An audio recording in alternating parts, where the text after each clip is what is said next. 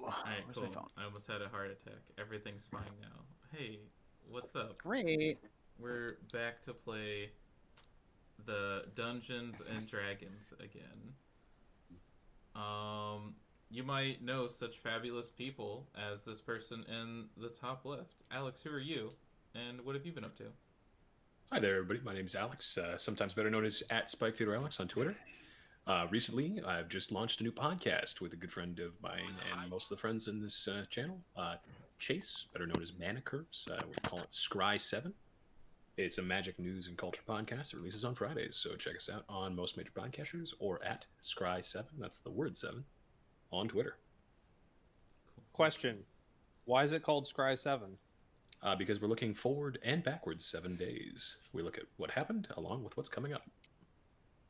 Interesting. Oh, I just followed you back. Cool. Interesting. So go to @Scry7 and follow them. I just did it. You can do it too. Is something not working right, Oddsy? No, I just subscribed to Scry7. Oh, nice. Yeah, watch as we do this in real time. Thanks, Fred. Let's go to the other side. Steph, who are you, and what have you been up to? Hi, I'm Stephanie. I'm Quad Nines. That's Quad_9S.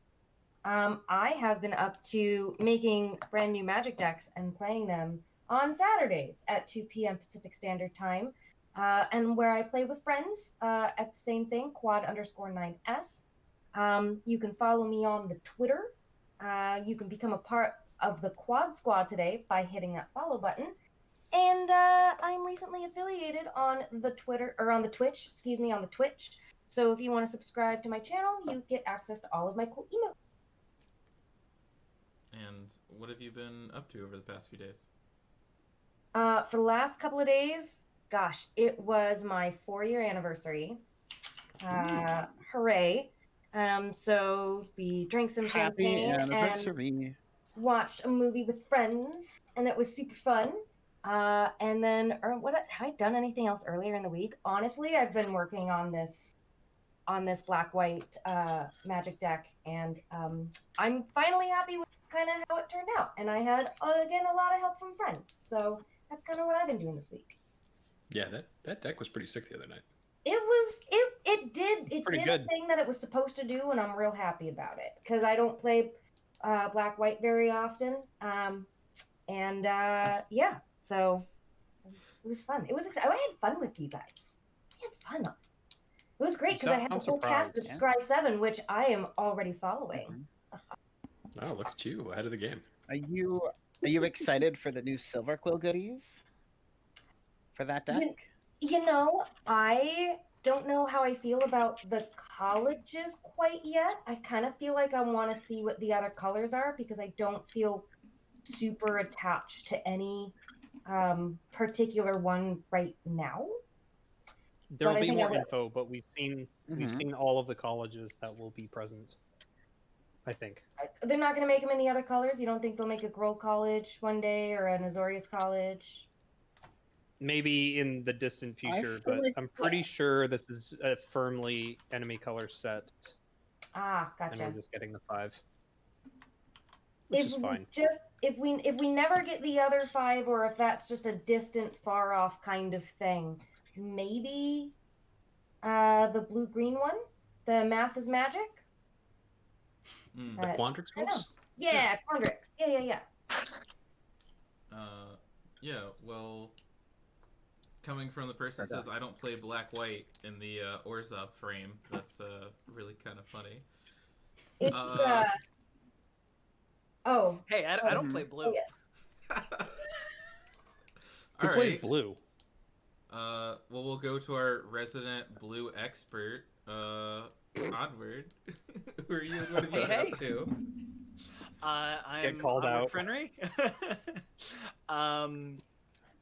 I've been up to not much magic related. I've been catching a lot of Pokemon because yesterday was Kanto Tour Day in Pokemon Go, and so I spent 12 hours catching Pokemon. So that you're is saying all that is you in my literally brain just right cantoed? Yes, literally, yes. Awesome. Oh, there's a cool new background screen. Good job, camera. Cool. Well, Anna, who are you, and what have you been up to? Hi, I'm Anna Jane MTG. I am a burnt out magic streamer and currently have just been trying to get caught up on all of my other things in life and haven't really focused a lot on magic. Been playing a lot of Diablo 3, oddly. Because that game is addictive as all hell, and I'm like 90% done with the achievements, so that's less than 100%. So I'm like, I've been doing that because it just takes my mind off things, I guess. I've been working out a bit and trying to get into better shape and just trying to work more at my job so I can try to pay off some of my debt and get ahead of my bills. But, it's pretty boring adult stuff, I guess. But Have you seen yeah, the I'm kind BlizzCon reveals for Diablo 4? No, I Uh, haven't paid attention to anything. so there was I logged on. there's a trailer for Oh, 4 a while go back, ahead. and then they released a new playable class most recently. So I won't tell you what those are. Okay. You can watch them for yourself. Yeah, I'll check it out. I also got the email for the Magic Legends beta coming in like a month, and it's like, well, I'll probably play that for like a week and then stop because I just want to see what it's about. I'm not really invested anymore. Are you The gonna get the Strixhaven $50 stuff. cosmetic DLC before or after you play the game? I'm not. No, the only cosmetic DLC I'm excited for Magic is the Black is Magic Secret Lair, which comes out I think on 2 days, and I'm going to order that. It has a couple of really cool cards that I want, and it supports a great cause and a great charity. So I'm down for that. All right, sounds cool. All right, Carson, you're last. Who are you, and what have you been getting up to? I'm CMassive13 on Twitter and throughout Discords where I am a helper. In real life, it's been pretty laid back. I've been playing a lot of Borderlands 3 over the last couple weeks, catching up on all the DLCs that I missed over the last year. Otherwise, working hard, paying bills, doing my best to keep it together in these trying times. Yeah, trying times, indeed. I think we were discussing earlier that Alex had to leave his house for the first time in a very long time. How many months? I would say probably close to 2 months. I mean, don't get me wrong, I've walked around outside, but to actually go somewhere and do something, first time in a long time. Yeah. There's a difference between going outside and going somewhere else. Exactly. Yeah. Well, speaking of going outside and going somewhere else, I think we gotta jump back into our game here. Last I recall, you guys were like, "Hey, let's go find this Krenko guy," and then you blew stuff up. That's all I remember. I'm sure I'm a little bit biased, but I think we're gonna jump back in a place that you won't expect because I'm being creative for some reason. So all of you are standing in a huddled bunch back in the familiar circular room of the Council of the Guild Pact. Your familiar guild leaders are there, standing off to the sides, flanking Lavinia again, who seems to be addressing you from a lectern. And she says, "We appreciate the haste in solving this situation.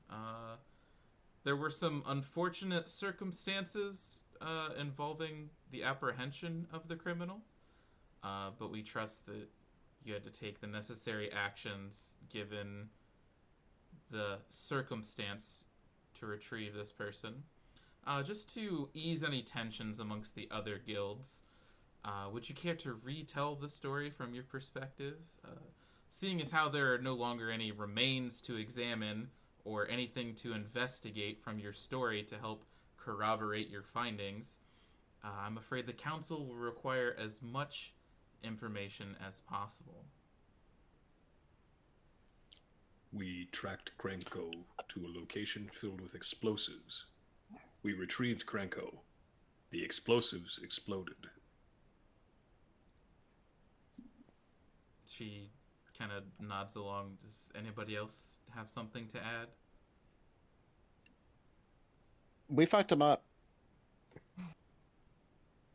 I see. With all you lawyer nerds, as smart as you are, I doubt you couldn't find anything to investigate. Well, the thing about that is the interesting circumstances that this council was made for. Any evidence that you possess or can put forward only help to strengthen your cause. Trying to find someone and destroying any evidence seems to only incriminate you further. You told us to get Krenko, and we got Krenko. Are you sure you're a Gruul? You seem to be reading the fine print just fine. But I thought that was the headline. Well, how about we pick up where you left off? You said you had tracked him, you'd picked up Krenko, and then what happened? And I suppose this is the movie magic Star Wars wipe to where you guys were just leaving after the building had exploded and you were exiting the scene, not fleeing. What would you like to do? I would like to flee the scene. Ah. As we are walking back, I would like to fall behind the rest of the group and walk next to Drizzerix. And I'd like to walk far enough behind that nobody else can hear us.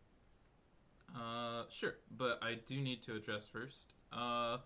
So when you say you are fleeing the scene, are you... What does that look like? Are you like, oh my god, there's a building on fire? Or are you like, I need to get out of here?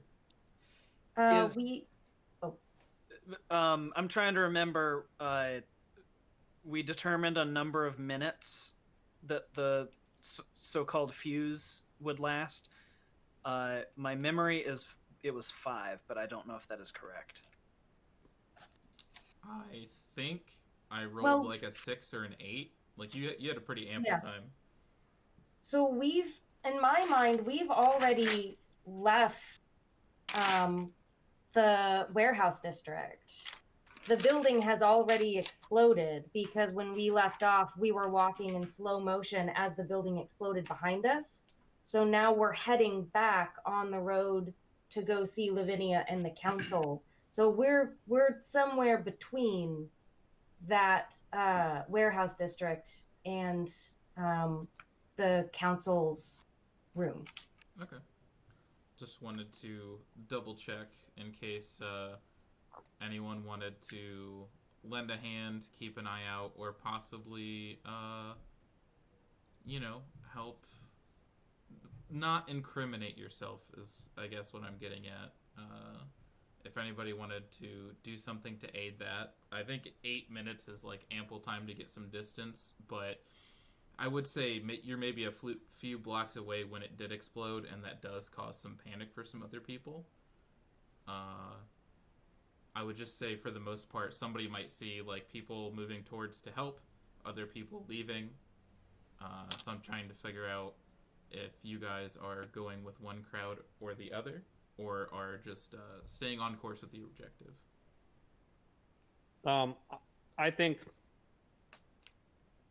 I think we would try to blend in with the crowd running away from the explosion. Okay. Yes. Unless I'm mistaken. Yeah. No, go ahead. Makes total sense to me. Mm-hmm. The only reason I bring that up is because there is an explosion. You're running away. I believe Drizzerix is carrying like a couple of broomsticks. A centaur has a lockbox. And you guys appear to be heading the other direction of an explosion. Just want to be sure. We're where are we? Where is this warehouse? This should be in the same district as the Boiler Works. Mm-hmm.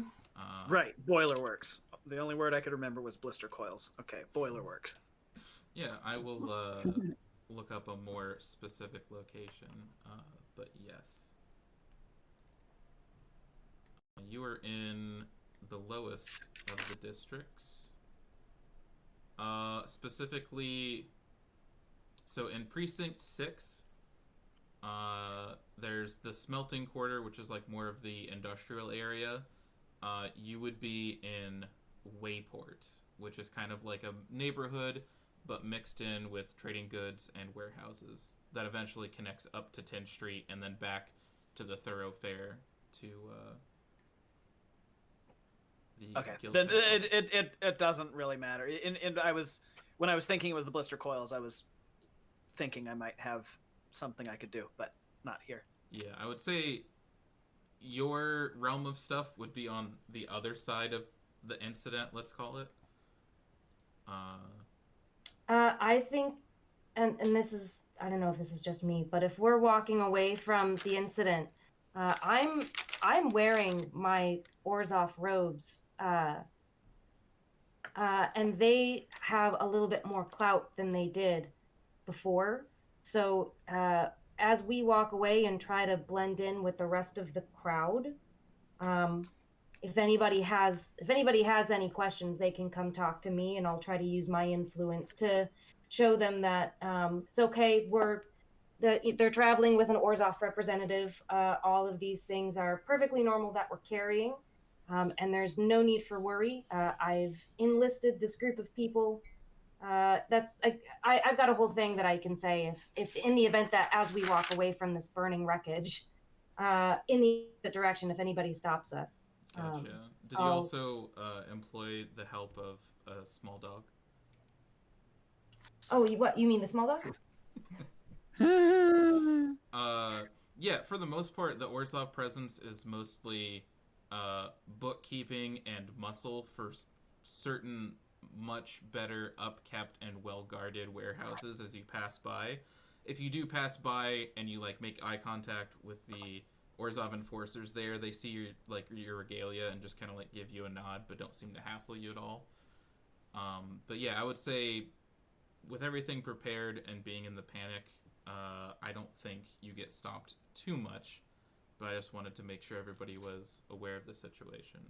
Anyway, you said you wanted to drop back and have a quick convo, right?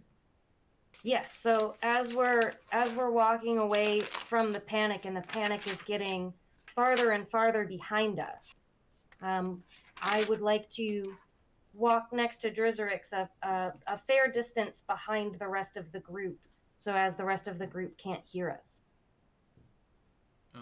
Yeah, I would say maybe as the shortest member, it would make sense that your footfalls are maybe harder to keep up with. So I would say there's probably a moment for you to drop back and have a quick chat.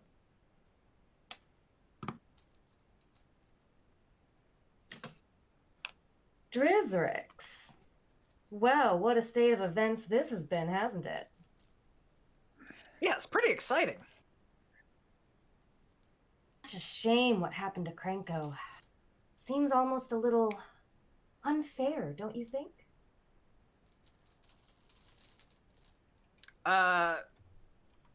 What? That you shot him in the leg? Well, that was just a means to an end, my dear goblin friend.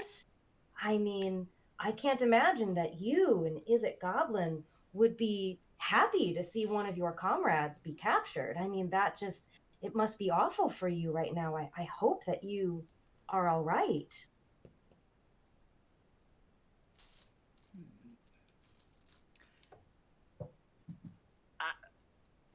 I don't know Krenko. He seems to be caught up in some weird stuff. Of course not. Of course not. Of course you don't know. And I would never say that you did. But in the event that, some goblins speak to other goblins and are part of other groups, I assume that you might want a little something in the event that you could maybe help me out with something that I need. Surely there's something that I can do for you, something that you desire above anything else.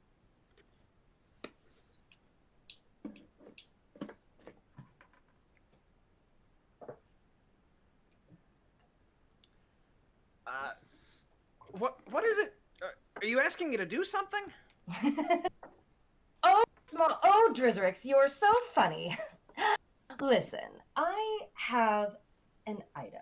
Do you happen to remember the item that we found in the Undercity so long ago? Oh, yes.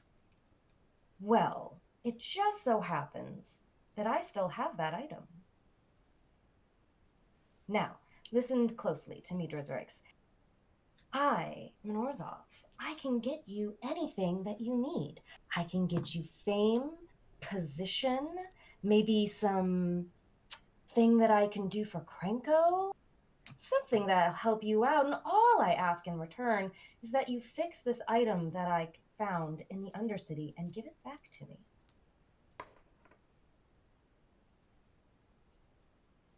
I'm gonna look around and see if we are possibly being overheard. Yeah, give me a perception check.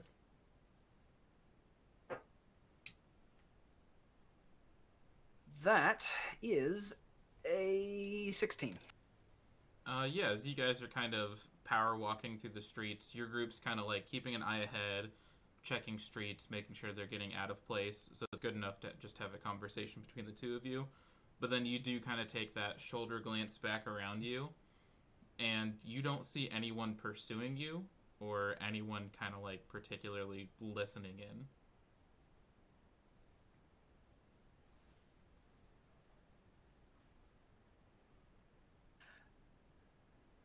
So if I understand you correctly, you're saying that there are things in your power. You can pull certain strings, right? I'm an Orzhov, my love. That's what I do. What if... we've been so busy lately. What if I don't actually have anything in mind right this second? Everybody has a price, my dear Drizerix. There's nothing that you need, no preferential treatment for Krenko, nothing that would get you on the inside.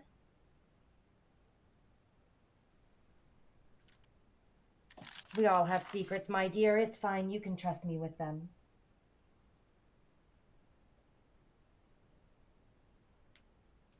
What does Drizerix desire? Is it... See, the thing is... what Drizerix desires is what was asked of him to do. Oh.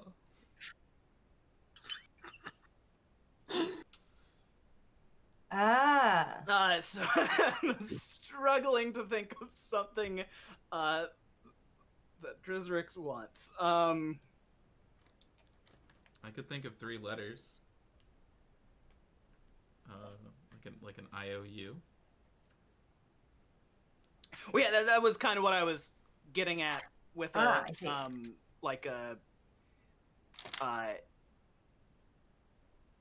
like, yes, I'm open to an agreement of this sort, but I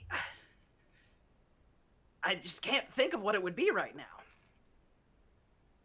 Well, my dear, this is what we can do then. How about I get you a get out of jail free card?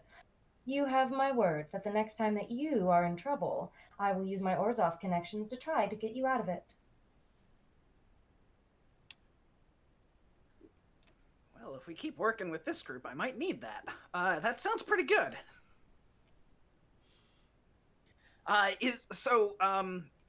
Before we hash this deal out, are there any specific things you would like to learn about the the artifact. I would like to know what exactly it does and exactly what kind of price I can fetch for it. But after it's repaired, I want no one. I don't need anything from you until after it's done. Then, if you can figure it out and tell me how it works, and what it is, we'll cross that bridge when we come to it. But for now, I need this item fixed. So, do we have an agreement then?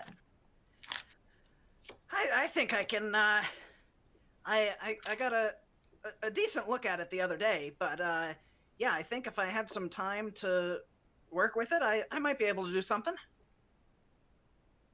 Excellent, excellent. So we have an accord then. Well, we should catch up with the rest of the group. Come now, Goblin. Just pick up those knees a little bit more. I adjust the things I'm carrying for the 20th time on this stumbling along.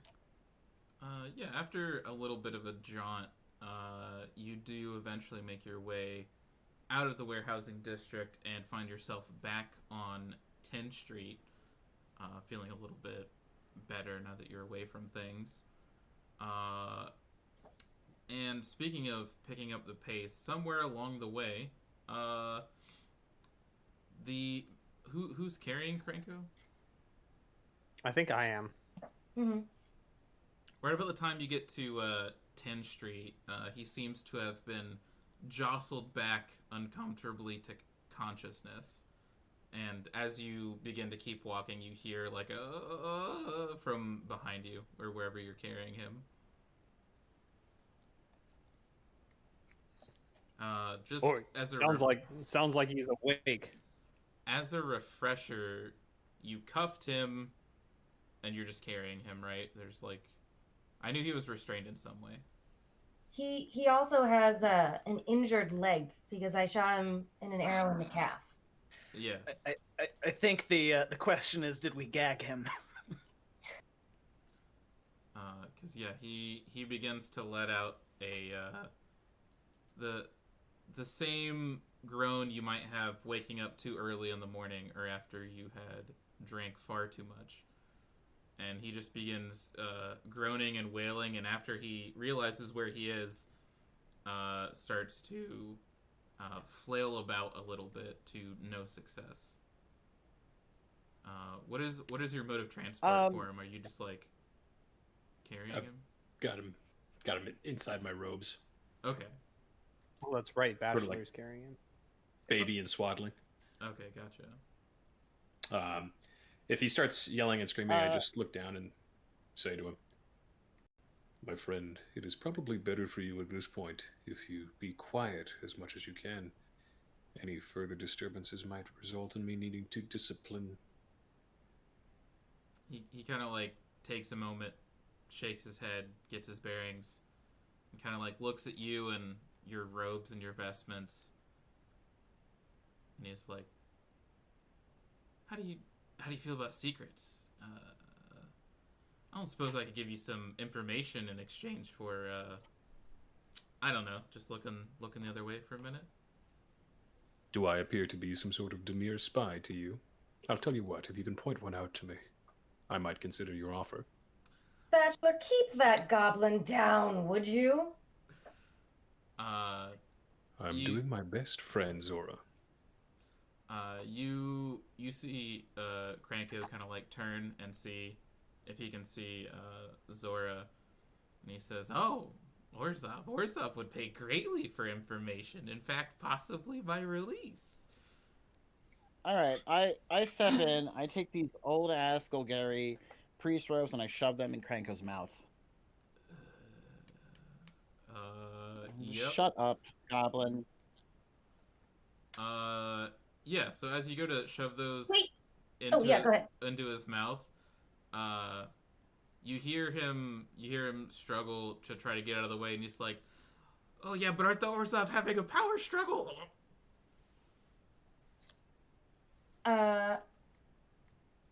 Good. He's finally quiet.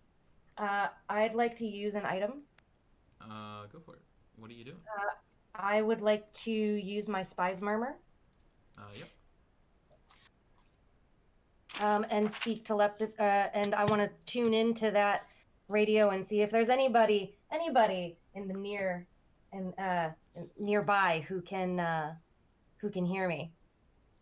Yeah, roll percentile. What am I rolling for? Sorry.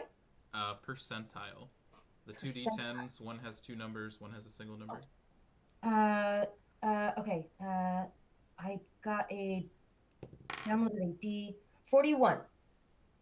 Okay. You kind of ping around and check in. There's currently nobody in the vicinity. That seems to be on the other end. Okay. Interesting. Yeah, so I guess what's the plan?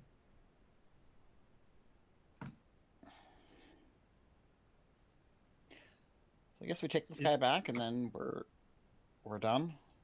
Yeah. Are there any other stops we need to make before we take Krenko back to Lavinia? Can I do one more thing, please? Yeah, what's up? After Gwenia shoves the robes into Krenko's mouth and shuts him up, I run ahead to walk with Gwenia for a little bit, and I'm walking ahead of everybody with her, and out of earshot of everybody else. Sure. Well, Yes. it's nice to see a Golgari elf in our midst. Finally, somebody with class and taste. It's nice to be with you too. You know, I was thinking, it is a horrible thing that happened in the Undercity, isn't it? I mean, all of those wretched people down there fighting the rest of the Golgari elves. Gosh, didn't that make you angry? It's just part of life, I guess. And I know I'm just so glad I much. wasn't wrapped up in that. I know so much you wanted that box that we found. Did you ever? I'm sorry, I didn't quite hear that. Well, you were looking for a box when we were in the Undercity. That box that there was a particular item in. I know that you wanted that box. Did you have an opportunity to get that box by any chance? No, I didn't. That's a shame. Such a shame. You know, I'm sure that those rotten goblins weren't welcome, but you know, for the right price, I may have something that's of interest for you. Something that you may want from the Undercity? Are you talking about the box? Well, there may have been an item inside of that box.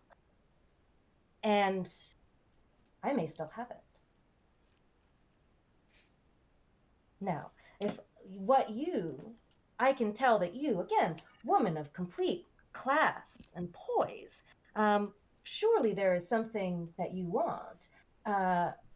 And while I can't get you that box that you were eager for, I can, in fact, get you that item. Now, if I were to say possibly bring you that item, would you be willing to listen to my demands? I'm sorry, what? If I could get you that item at all, maybe perhaps, show it to you or sell it to you even. Maybe you could get me something that I want. Well, I'm not interested in buying it, so we can just stop that conversation now. Can I roll for persuasion? Against a player, it is up to you to persuade them. Ah, okay.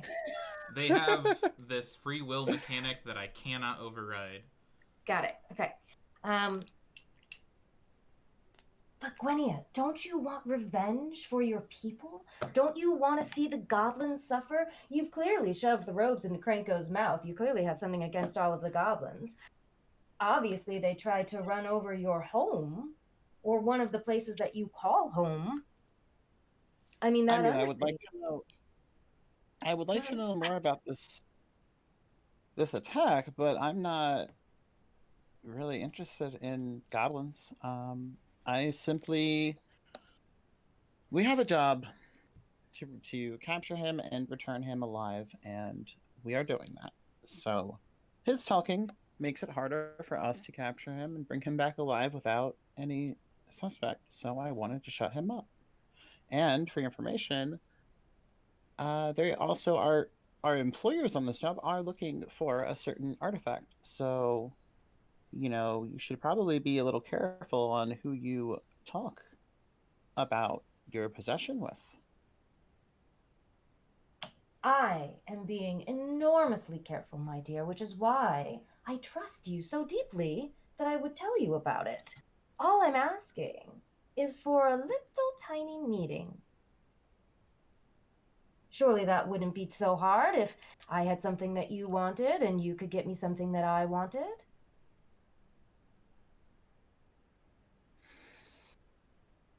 What do you propose for a meeting? Is this the meeting you're talking about, or are we going to have some other meeting somewhere else? Well, everybody knows that Vraska is the leader of the Bulgari. Surely you know a couple of Vraska's little underlings, maybe Mazarek, maybe Storev. Technically, actually, Jared is the current leader. Vraska doesn't exist at this point in time. Okay. This is prior to War of the Spark, so Vraska is not here. Got it. Okay. So surely, so Jared is the leader right now. Clearly you know Storev and Mazarek. All I'm asking is for a meeting with Mazarek.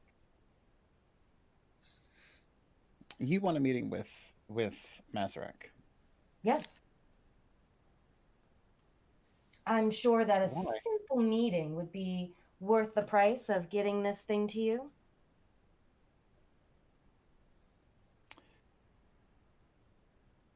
I can look into it. Excellent, excellent. Now we're on the same page. I knew the Golgari were people of intelligence, of class, of grace, clearly. Oh, you will not regret this, my dear. Thank you. Ah, let's go back to the rest of the group, shall we? Look at this little goblin just dangling there with the robes. Oh, Gwenia, you're so funny. Yeah, and Krenko's over there too. And I kind of glance over at Drizrix. Kind of nod my head his way, like in a joking manner. Yeah, so as you head back to the group, I think the other thing that would catch Zora's attention is you still have the lockbox that you haven't dealt with either. I think that's the only other loose end from before.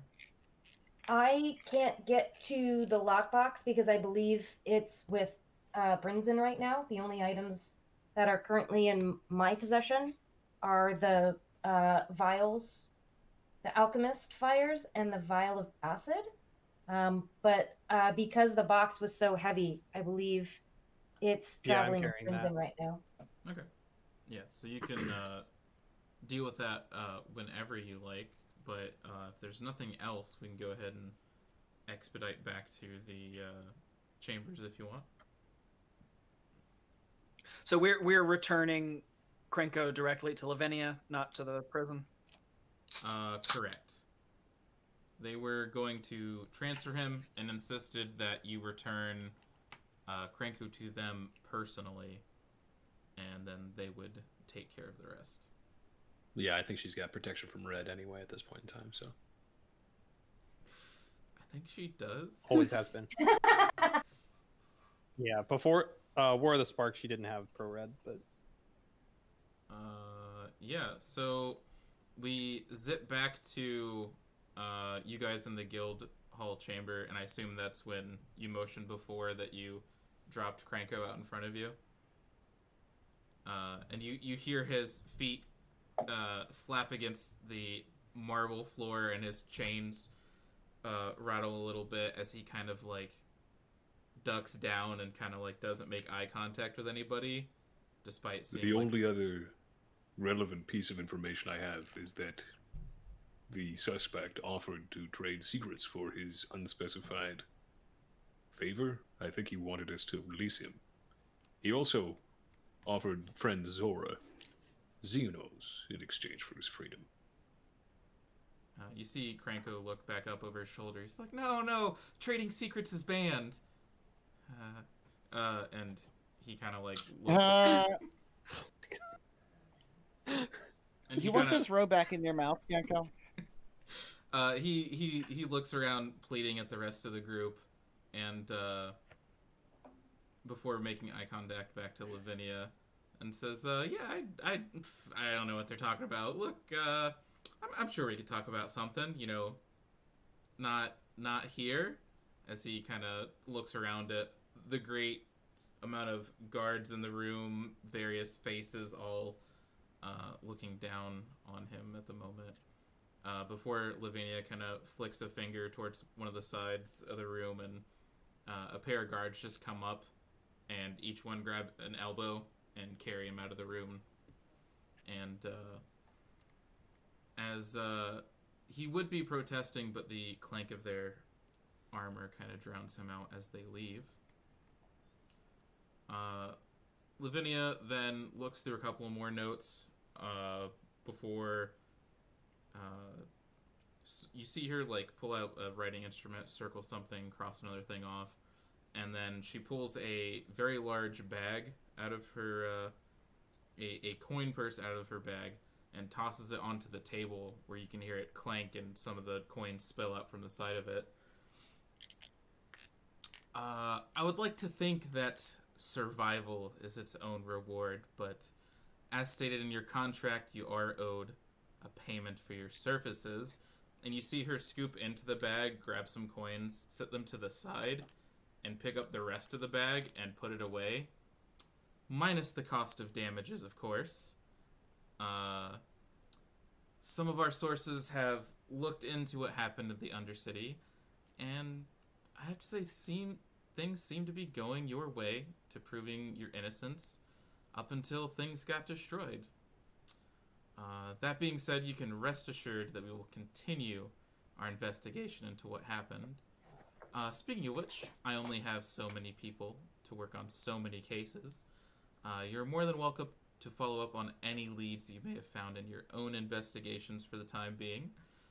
Otherwise, if you do need other leads, I have a few other projects that we believe tie in to the greater story at hand.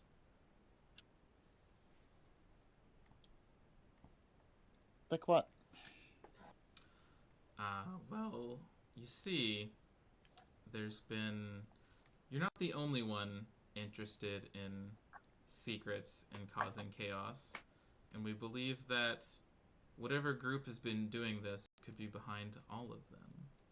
But as we are not sure,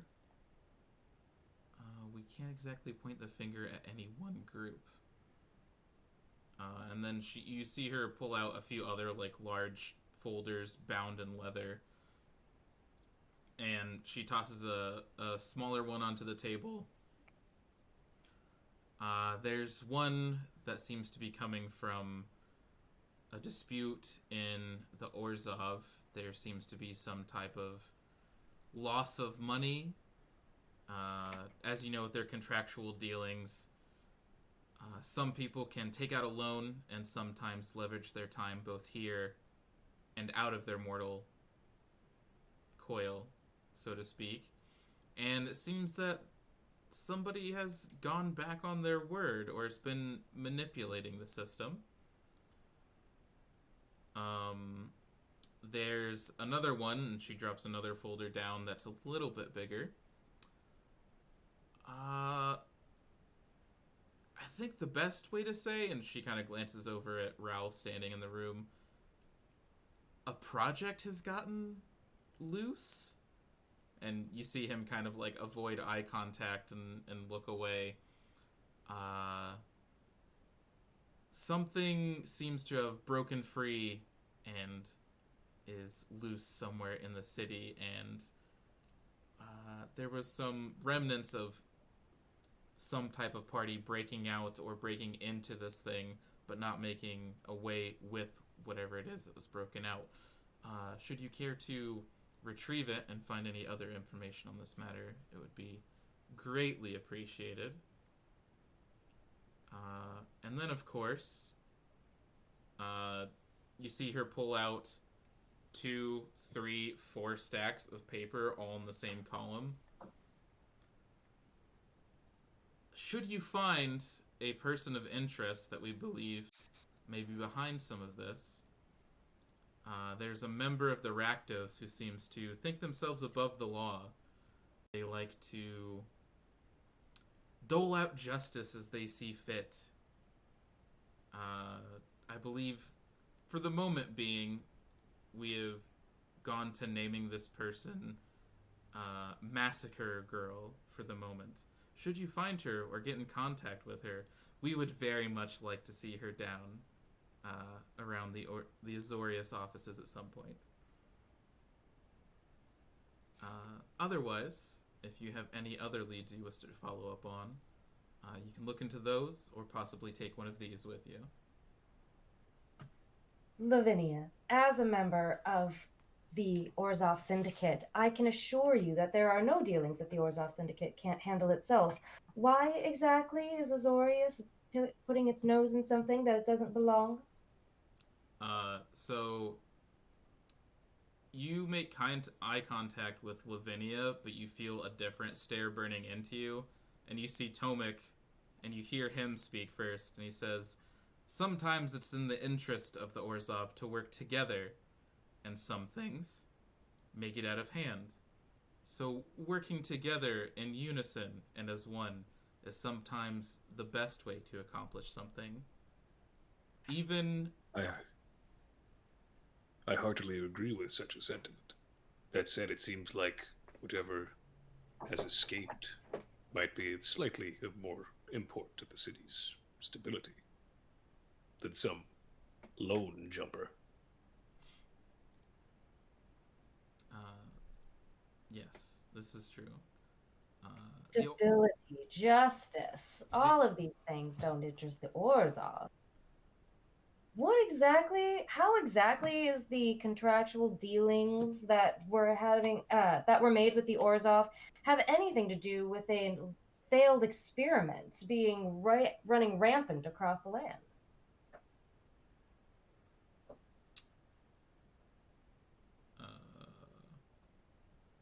That's a question for Alex, right? I think that my point is that if we are to focus our efforts, I would like to try and do the most good for the most number of people. And as unfortunate as someone not paying back a loan is, I think whatever has been loosed to run amok might harm more the people than someone making off with some Xenos does. And if we were to secure this Massacre Girl lady, I think that we would all benefit from one less Rakdos person of interest running amok. So Lavinia does share, sure, someone may have been skipping out on their loans and their contractual agreement, and this happens every so often with the Orzhov, and Tomek kind of gives a nod. The problem is, this is the same person. The 6th, the 7th time. We've apprehended this person 2 or 3 times, even seen them executed, but they keep coming back and leveraging themselves against the bank to no payment. That's what makes it interesting. Last time I checked, there was only one of me. No. Sounds like a shoddy bank. Don't you talk about the... I mean, you could even keep this... Tomek replies, "I'd much rather use a bank than any type of bartering system." Anyway.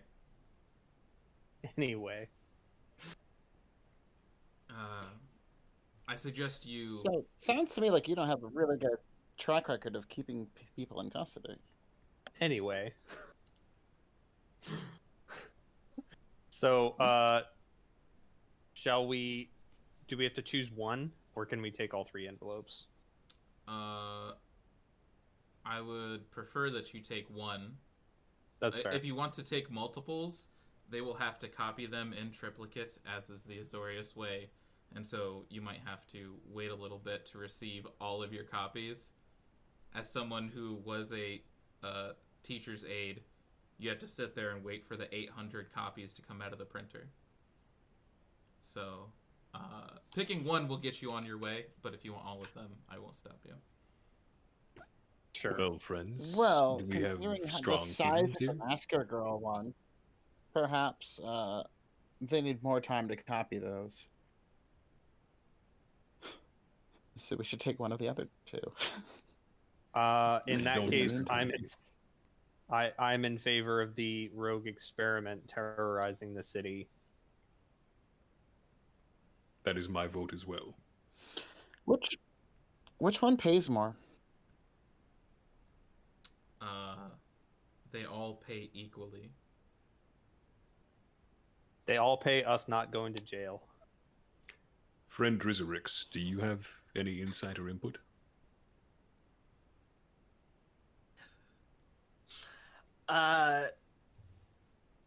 Yeah, sounds fun. An odd really don't insight care. to fun.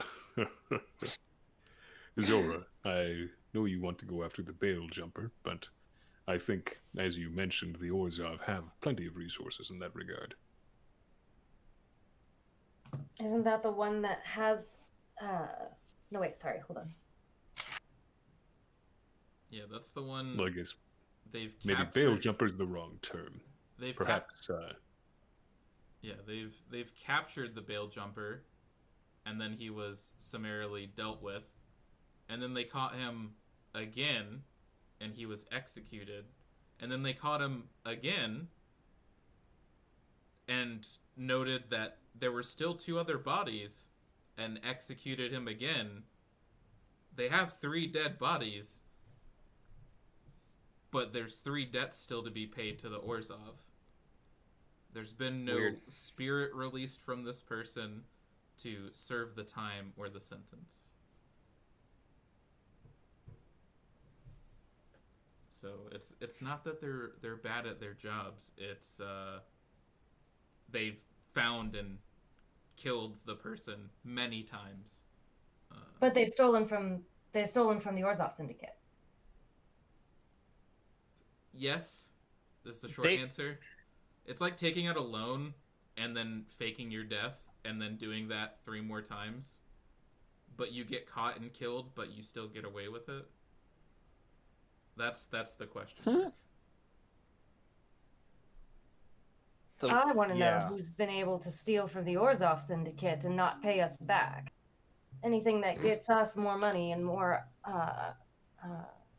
anything that gets us more money and more clout with the community, is where I want to be. Well, Even if I do have based to on- fight some bloodthirsty, hungry, recurring nightmare, isn't this your jobs? An excellent point, friend Zora.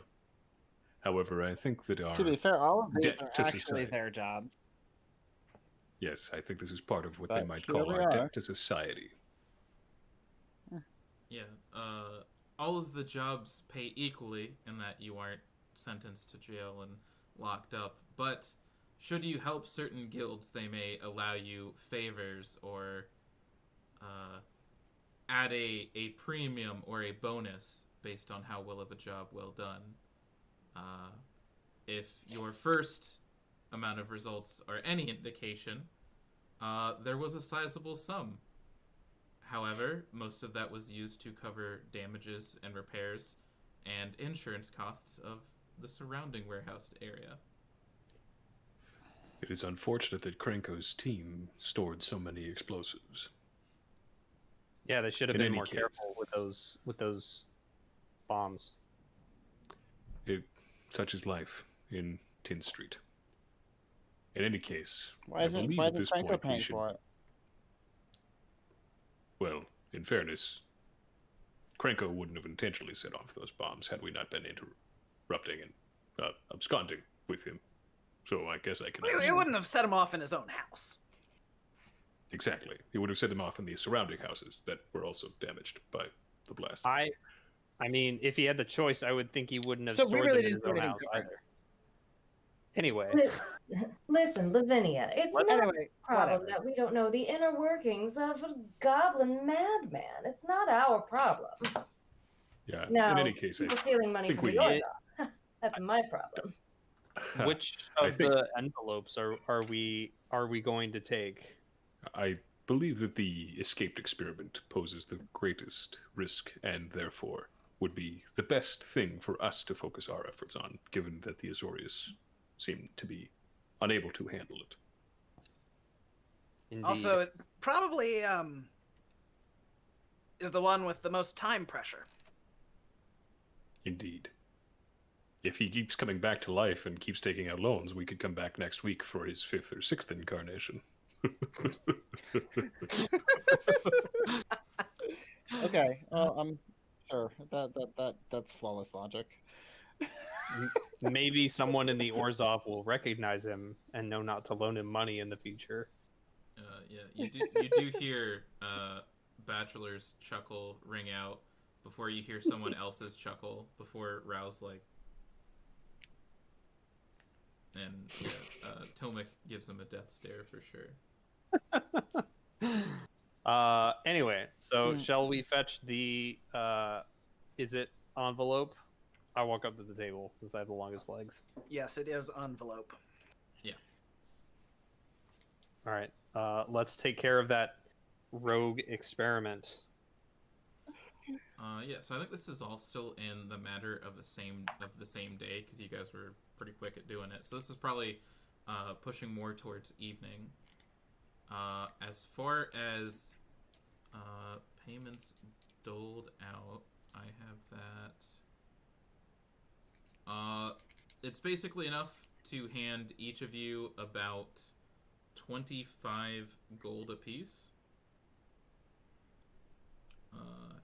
It would have been a lot more, but that's for another We blew day. it. Yeah. What would you say time-wise it has been since we arrived at the warehouse? Probably under 2 hours. It might have taken you, like, with absconding and getting away, probably like a half hour to an hour, and then with all this like paperwork, meetings, all that jazz, I'd probably say like hour and a half, 2 hours is what you're pushing, probably late into the evening. Okay, so I no longer look like Zob, but I am still blue. Oh yeah. Great. Oh, Love it. Uh, So you really blew it. Absolutely. You might even say he blew himself. that's true. Also, I'm not above giving rewards. Brinzen, you can have an extra gold piece for the run amok. a The more card references you can throw in, I will definitely think of something. The trade secrets was just too good. that. Oh my god. Yeah, so I'm gonna say you guys are given all of your information, and maybe you find yourselves out in the plaza cobblestone area with a nice fountain just outside this district, pushing late into the evening. You see some people A plaza of harmony, if you will. yeah, a couple of people, you see some of the street lamps start to flicker and fizz on after a while. But you guys kind of have a little powwow here. Otherwise, I'm not going to give you downtime. You're going to have like a day. But if you guys want to hang out and get set up, we can kind of prep for this. Sorry, can I snag Ral before everyone disperses? Yeah. Is Mazarek there? Yeah. All of your representatives whom you talk to are there at every Cool. meeting. All right. In fact, before I got too far, Oh, that's why I accidentally deleted it. Yeah, all of your representatives also want to talk to you before you leave. So this would be a great Cool. time. So if you're meeting with Raul, we can jump into that. Director, among other things, Krenko was in possession of this. Looks like it might be stolen technology. And I hand over the Scorchbringer. Yeah, he grabs it, kind of looks it over. You see him wave his hand over, and there's like a little, you know, when fireworks go off and it goes boom, that little like sparkle from his hands. You've seen it a couple of times. You assume he's doing some type of like number of tests, like detect magic, identify kind of business going on. And he looks it over and he's like, well, it seems kind of rough in its make. It's nothing we would do, or it's something we don't do anymore. And he kind of inspects it for a minute. There was one other person who was, let's just say, discharged from the Izzet Guild. And, I mean, in some people's cases, they stick around and continue good work as he kind of, like, looks in your direction a bit. And there are some people who just don't hang in there and go off to do things on their own. If you would like, I can hang on to this, and in exchange, I will give you a name to follow up on. This reminds me of someone's handiwork from back in the day. I don't recall her last name, but she was a nice human lady. Went by the name Falish, Falish. There were some problems with her in one of the other laboratories, and she was discharged. And I'm not gonna lie, I've seen some of her handiwork around the city. Nothing like those Shatter Gang fellows you had to deal with. They're a little bit more theatrical. This has a bit of well-made science put into it. And should you look into this and find her for me, figure out what's going on, I'll make sure to put another good word in for you. I don't suppose she has any physical signatures on her work, or is it all in her technique? It's mostly in her technique. You can see, and he kind of like gives you the technobabble description, like, you know, certain things are placed at the correct angles, but there's just slight imperfect flaws. And normally I'd have you make a check, but as he is showing and pointing this out to you, you can now identify like her work if you were to see it again. It looks like work, like maybe an older prototype of some of the Scorchbringers you used to make, but there's like certain compounds that aren't used correctly, or this model pushes more for output, less for safety, and maybe that kind of foreshadows as to why she got kicked out. But yeah, it's like rough work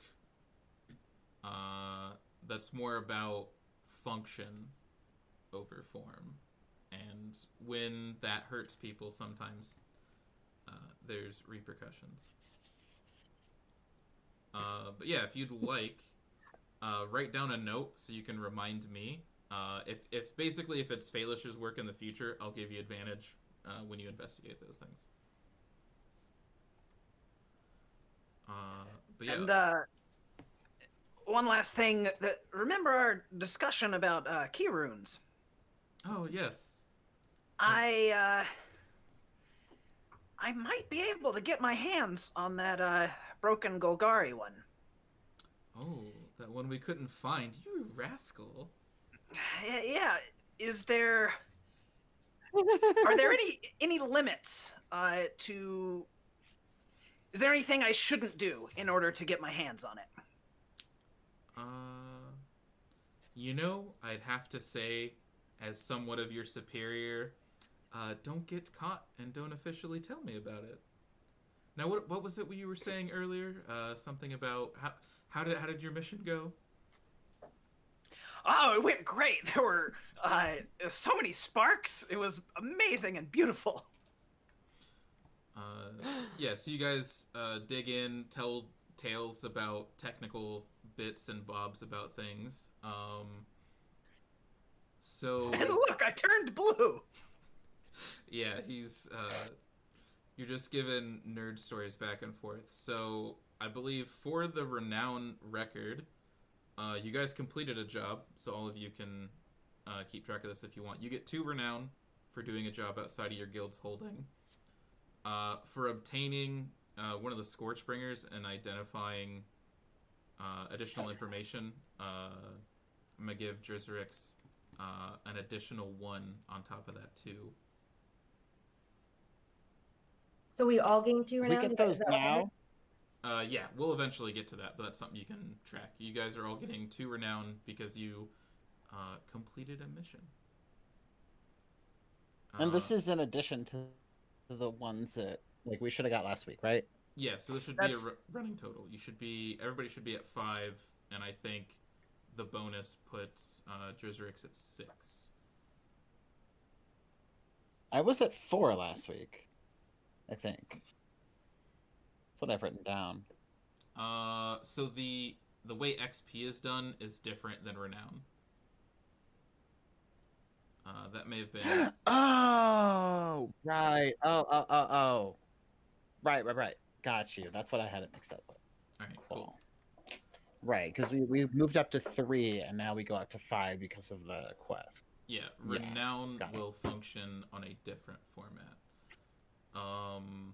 Okay, yes. cool. So you guys chit chat for a bit. Maybe your conversation goes on a little bit longer than others, but then maybe you guys eventually meet outside. I could put it up to a volunteer. Did anybody else have a super meaningful meeting or stuff they wanted to relay? Because I don't want to drag you through the rigmarole of that. Yeah. Hey, Mazarek. What? We were looking for that key rune, right? Like, what would happen if we had found it? If you had found it and you see his, when you mention the key rune, he's kind of still covered in those same Golgari robes, but like a more modern version. When you mention the key runes, you see like the wings on his back like flicker a little bit. If you were to find it, I would very much like to have it back in our possession.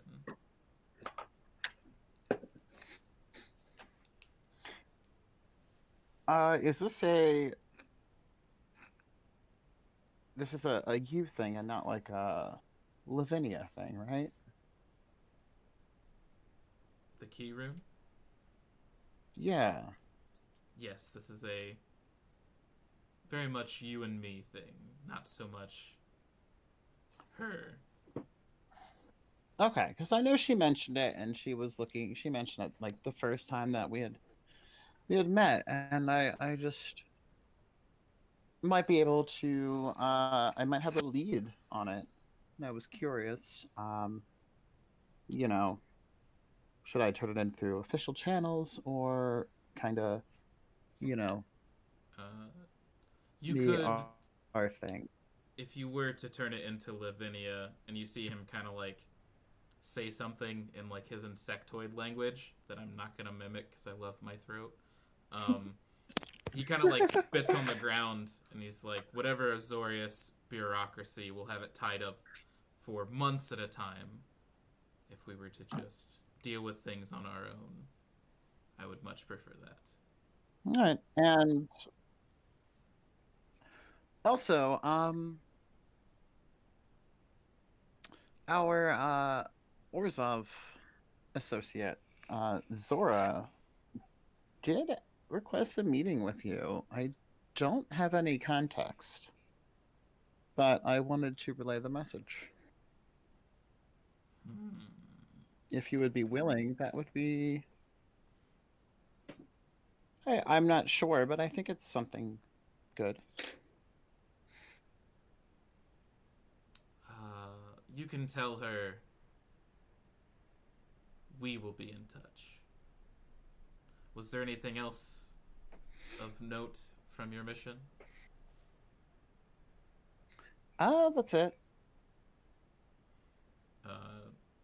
So he kind of turns back, and one of his hands kind of like rests on his chin, kind of thinking about something. And then you see one of his other lower down arms trace some like arcane symbols in the air, and then he sends it off in a direction, and this green like puff of smoke drifts out of the room. I've let somebody know to get in touch with her. Do be a good member of the Golgari and keep an eye out for anything in the future. If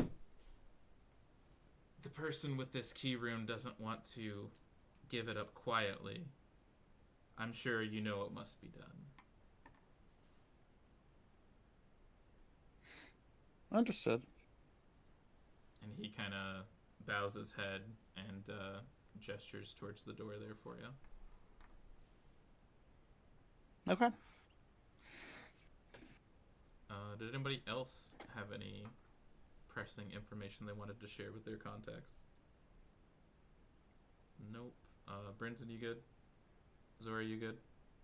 I think I'm good. Okay. I don't need to talk to Tomek right now. Mhm. Yeah. So most of it is just bureaucratic stuff, as far as like gaining the 2 renown. There is mention Brinson with your meeting. Not so much that we have to go through it, but Nikia mentions that like she's kind of admired the way you've kind of been moving up and progressing things, and that you kind of remind her of somebody else who's also been doing the same recently. It seems that whatever's been going on recently is doing well for them, but that somebody else was just admitted to Burning Tree, and that doesn't usually happen very often. And so that after this meeting, like you guys have a short meeting, but they're like, yeah, if you want to come by in the next day or two and join one of their rituals they do for interring people in, since Burning Tree is like the leading Gruul clan, you're basically invited to their ritual festival thing.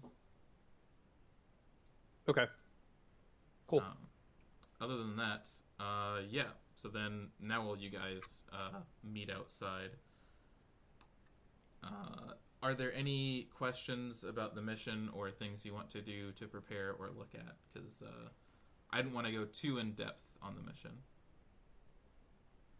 So just to recap, we're trying to find a rogue experiment that's been not paying back loans for the Orzhov. That's the quick recap, yeah?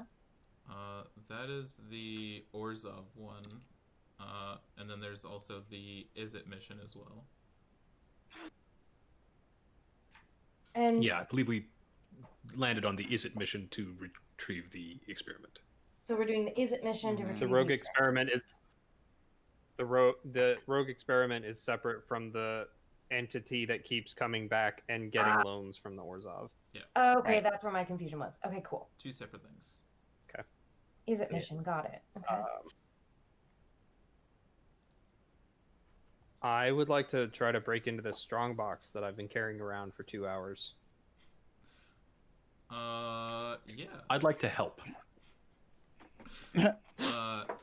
Of course, there are always 2 methods to these things. Someone can always lockpick it open, or you are more than welcome to literally break it open. I assume as you guys meet up, you're kind of like, also I have this. Also, Rinzen. it's like a baby, but it's made of metal and it has cool stuff in it, hopefully. If you want me to hold it while you try to go after the lock, I think I can do that. You want me to lock? You want me to pick that lock? That's what I'm hearing. Yes, in the, I believe you'd call it gruel fashion. Maybe set it on the ground there, friend bachelor. You don't want accidental Very injury well. to take place. That is a fair and valid point. I'll go ahead and set the box on the ground. Yeah, if you want to open it up, you can give me an athletics check. Yep. Stand by for athletics check. Cool. Yeah. 22. Jesus. Yeah. So what's your method for opening this up? Do you like lock pick it, or like what are you doing? I bash. Is the lock an external mechanism? Yeah. Think Like, of it is it like as, like a padlock on a box? yeah. So you know those like footlockers in Skyrim? How it's just those square ones? Think of that, but slightly smaller, and that you could like carry it under your arm like a small log in your comparison. Sure. But yeah, it's like a right angle, and then there's just a padlock dangling off the side. Okay.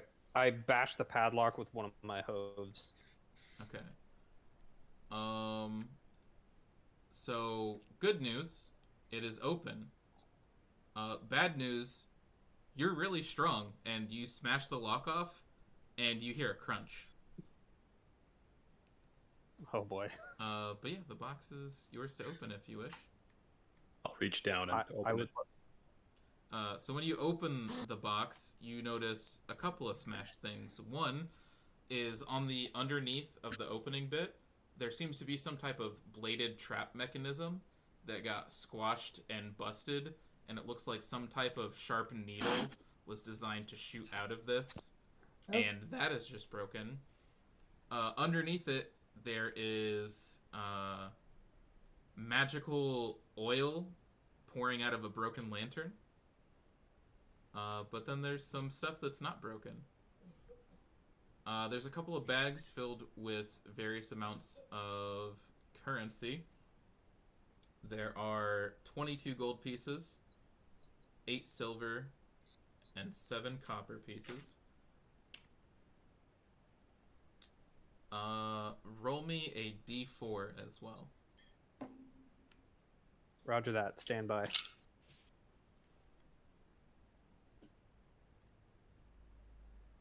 Two. Okay.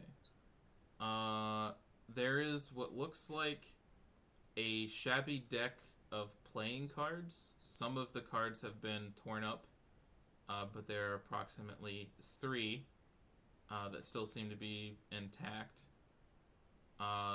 There's a bag of what looks like different colored fuzzballs. It's not that deck. I'm not gonna. You're good.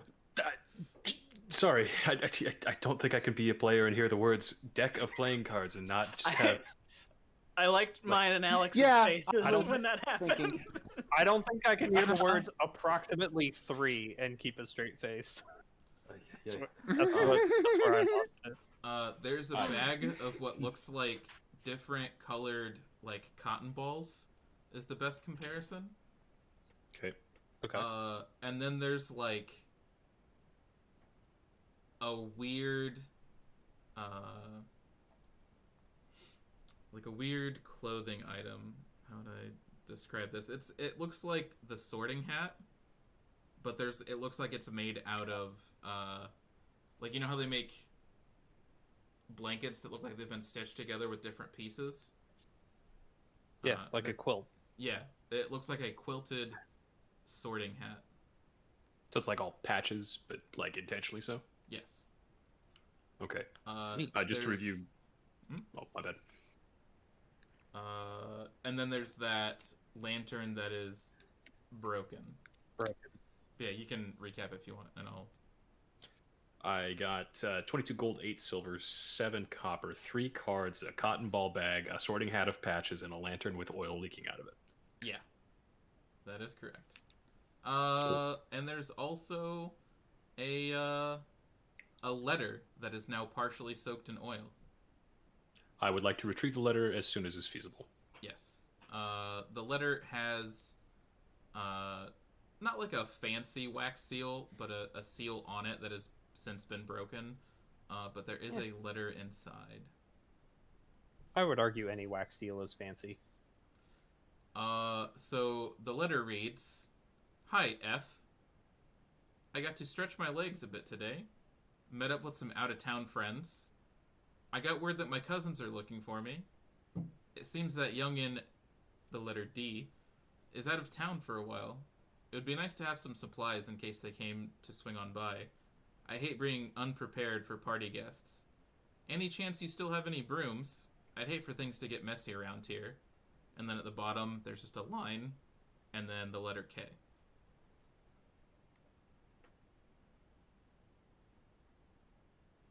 I hand this over to Drizzerix, because I think he's pretty smart.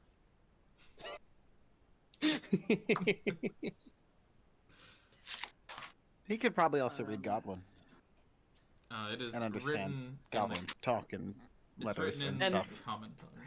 Can you remind me? Yeah. When I first entered the warehouse, was Krenko writing this letter? No, he I was. feel like he was doing something when I came in that he quickly put away. There was a number of items that he was picking up and putting into the safe. You could assume this was among them. Okay. But yeah.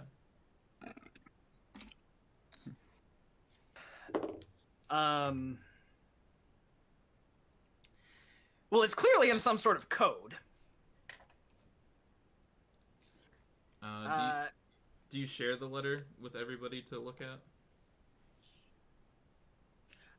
I was assuming that we were all sort of standing around the lockbox. Mm-hmm. Yeah, if everybody gets a good look at the Presumably letter, everyone can see over my shoulder. Yeah. So as you're holding the letter, Yeah. Zora, you've seen this double talk before. It's like a letter written in some type of thieves' cant. Can you, I reach over to Drizzerix and say, give me that. So the better explanation or translated version is it still says, "Hi, letter F. I got to stretch my legs a bit today. Somebody seems to have broken out. I met up with some out-of-town friends. They met up with somebody from a different group that they assumed to be friendly in some manner.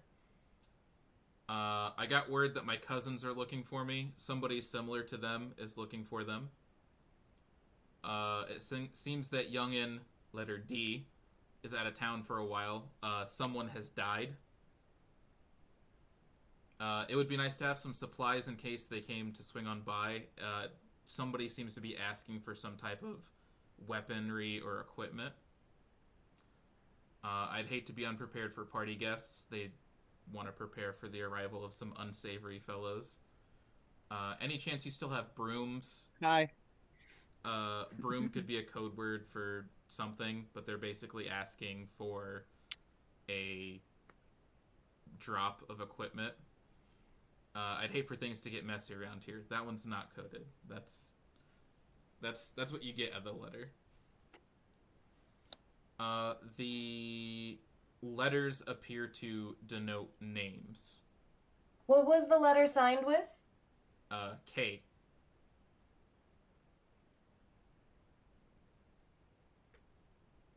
What kind of handwriting is it? Not that I'm the right character to ask that question. Oh, this is great. It looks like this, which is my handwriting, and it's real bad. So it's proper goblin handwriting. Yep. I can read Goblin, so that's fine. But yeah, It's written in common.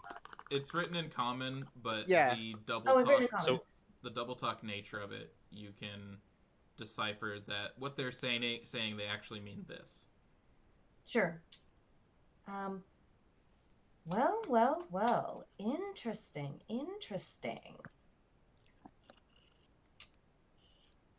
So I assume that I know what it says, but nobody else knows what it means, right? I just read it and I've kind of interpreted it in my head. Yeah, when you kind of like look at it and then you like take a double take at it and your mind processes, they really mean this. Right. Okay. If you want to share that or not, that's up to you. But unless someone says otherwise, I just assume whatever information I give you, you hang on to. Well, it Did you just get seems like anything a else out of that completely letter? normal, everyday, average letter. I suppose I'll just hang on to it if nobody else wants it.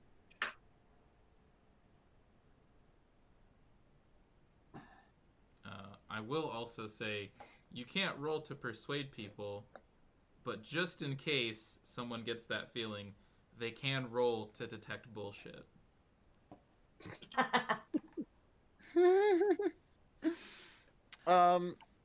Yeah, sure. I'll do a perception roll. This would be insight. Are we? Oh, insight. Okay, cool. Well, I don't have disadvantage on that, so that's fine. 11. Zora, roll deception. Okay, I gotta do Shit. this and then roll. 14. Okay. She seems pretty forthright about this letter's information. Okay. So I just learned about someone whose name happens to start with an F. Uh-huh. The thing is, I feel like even, I mean, I guess even if I feel like Zora is hiding something, I don't know if that's something that I want to share and follow up. Sure. But I guess what I would like to know is, does Drizerix put together that this is probably a letter to Faelish? That's up to you. I can't answer that. Okay. I can just be smart enough to determine that he thinks this is to Faelish. I'll allow you a investigation check. Sure. But I'm not going to tell you outright.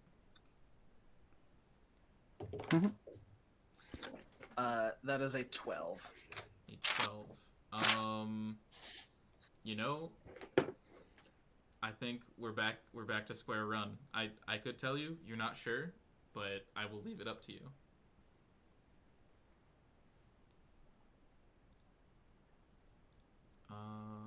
Yeah, so we broke this box open. Also, identify takes a long time.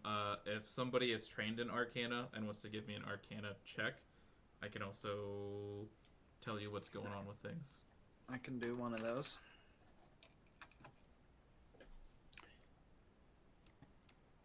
Uh, 17. Okay. 17. So, looking through all of the items and everything going on, the bag of cotton balls, you're pretty sure that's a bag of tricks. Tricks, not the rabbit kind. There is a... this is a deck of illusions with 3 cards on them. And then there is a hat of disguise. And I assume you said disguise and not the skies? yeah. Which guys? These guys. Thank you. Thank you. And were the other object in one piece, you could probably find out what it is, but it's effectively broken. The lantern. I can. May I cast Mending on it? yes, but you can cast mending and it turns back into a lantern and works as a normal lantern. You have a lantern now. Congratulations. Yay! Okay. That covers up all of that. I got that figured out. Okay. Yeah, so I think at this point, maybe we take a good old quick break, talk about stuff setting up for the next scene moving on here. But we'll probably take about, I think, a 10 or 15-minute break, and we'll come back at 8 o'clock with where the group goes on from here. So we'll go ahead and do that, and we'll see you all in a little bit.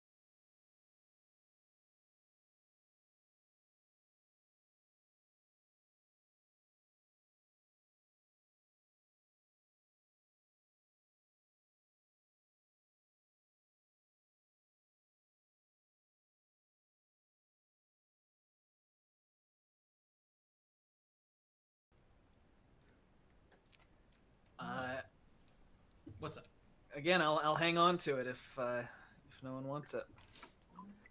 Alright. So we'll get these magic items doled out here. Yeah, if those magic items do get put into anybody's individual possessions, make sure you take them. Yeah, or if they're on the chart, put your name next to it. So if for some reason we do a session and you're not here, we know where they're at. That's a good idea. Okay, so we're outside of the office of the Guild Pact. I don't think anybody pays too much mind that you just kind of smashed open a box in the thoroughfare. I mean, I'm not gonna give you too Weirder much. stuff, I'm sure, has happened. Yeah. We're not gonna nitpick about that. Yeah. So yeah, you got a couple of magic items of varying effectiveness. You missed out on one, and Oh, there's a lantern. Ouch. We have a lantern. yeah, it broke and got mended, but now it's just a normal lantern. I'll carry that if nobody like. I'll keep a lantern, whatever. Yeah. And just before anybody gets on my case, it was a black lantern. There were no colors to it. It's not a rainbow lantern or a chromatic lantern. Calm down. Just a normal lantern. It's not a lantern of revealing. It's No. not a spectral searchlight. Nope. It's not a. Ooh, wait. Did we say lantern of insight? Because that card. Oof. Anyway. It could have been That's any tough. one of those things, but it got broken, so it's just a normal lantern. So now it's just a regular lantern. Yeah. Oh well. Yeah. So you're having this quick little meeting. You chop open a box, dole out some items and gold, and what's the game plan from here? If you want, I can give you more information about your mission in specific. Yes, I just kind of give you please. the overview. Yeah, I guess whatever's in the portfolio. Please reveal the dossier contents to us, please. That's the word. Yes. I could feel you like wanting to find the word. Yeah. I could feel you searching spectrally for the word. So I would say Drizzrix wouldn't know about this just yet, based on what lab you work in. But basically, the Izzet have been doing some research, and they bred a new kind of creature. Maybe there was some assistance from the Simics end of helping breed a creature of magic and flesh. And its goal was to harness and be a conduit for electricity. That creature has since gone missing. There have been reports around the city of various corpses being left behind with severe electrical burns on them. They don't know whether this is tied to the roving troops of Rakdos performances or if this is the creature at large. But basically, it leaves electrical burns and markings behind where it goes, and it is a creature with the ability to fly as well. Oh my. Ooh. All of these are written down in note-taking jargon. Like, subject has the ability to fly, can possess the conduit capabilities of harnessing natural events. And you see that basically this is where we see the objective on the Skyrim screen, where it says obtain the creature and return it to the Izzet Guild. Last seen in this area. Yeah. Is it alive? Do we need to bring it back alive? Preferably alive. You then see it next to the objective. There's alive and a sizable coin bonus from the Izzet. And then if the creature is dead, the sum is much lower. Great. But between all of the Azorious legal jargon, the number is inconclusive, as there it just says a number of is it assets, and then it says dead, reduced assets. Cool. But yeah, you're basically given the same effective free reign as before when investigating this Krenko thing. You still have your power to search and seek out certain people. So, I mean, Azorious, what do you have any idea where we should start to look for this creature, or like what anyone we can talk to about it?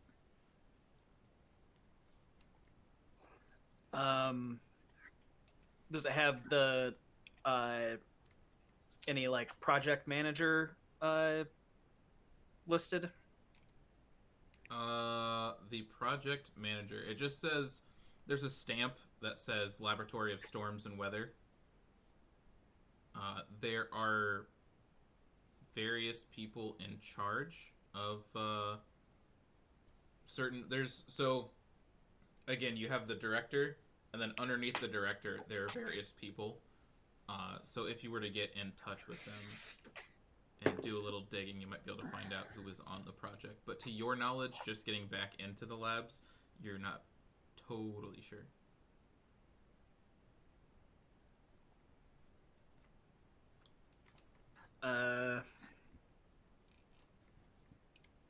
Then yeah, I guess we could ask around about that. Do we? So these corpses have been found.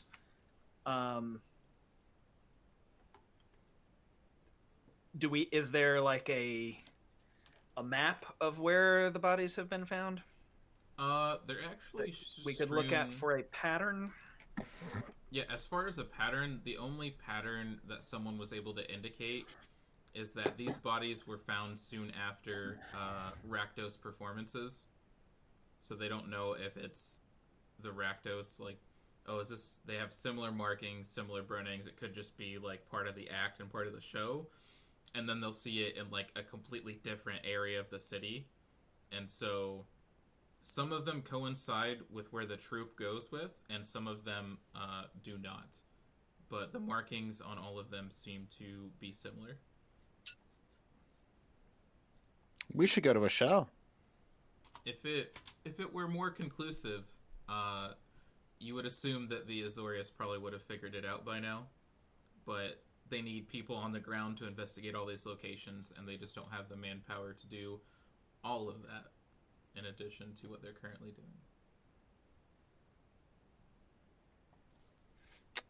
doing. Assuming Gwynia has actually suggested that.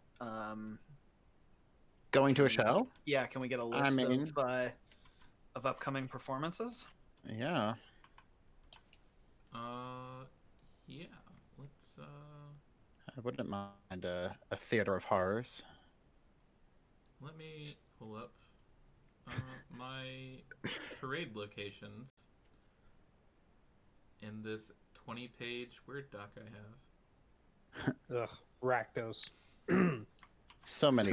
I spit on the ground. Rakdos, so much paperwork. The work doc. Oh, how droll. Yeah, They so make me sick, and I'm lucky. there are various clubs, but as far as the wandering performers, right now in Ravnica, they seem to be really into the whole flash mob movement. So sometimes they just spring up, but there are a few clubs that you could check. Okay.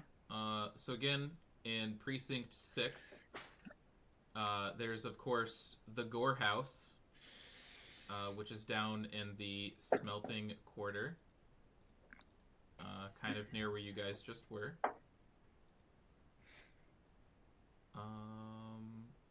I don't think they want to see us again.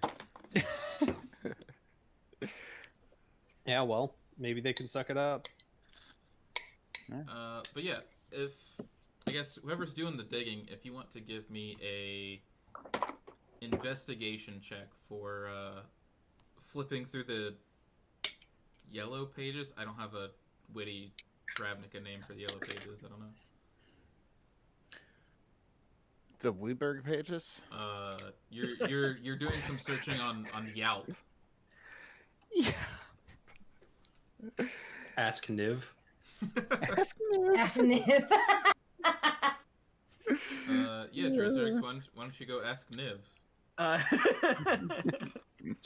I'm happy to do this investigation roll.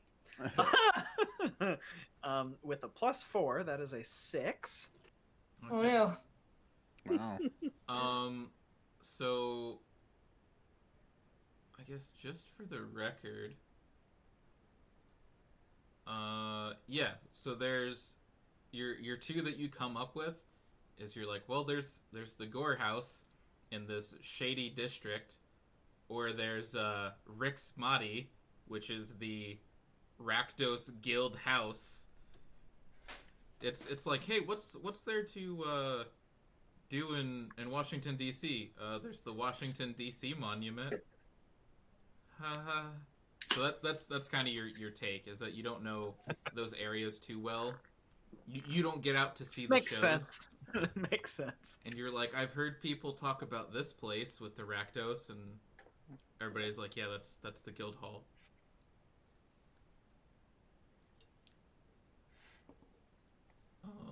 I mean, maybe just go to Rick's Mahdi and be like, hey, like, I'm sure you want to figure this out too. But Because yeah, I you can go to the guild house, or there is a performing area in Precinct 6. Well, if the murders are following a trail of performers, it makes sense that we go to Precinct 6, does it not? yeah, we can go back there and hope we don't blow things up again. They don't You know hope they don't know anything about us being there. I think we got away scot-free with that one. Yeah, all the No. explosives are gone. It will be fine. Let's go where the evidence takes us. So we can blow something else up. You said it, not me.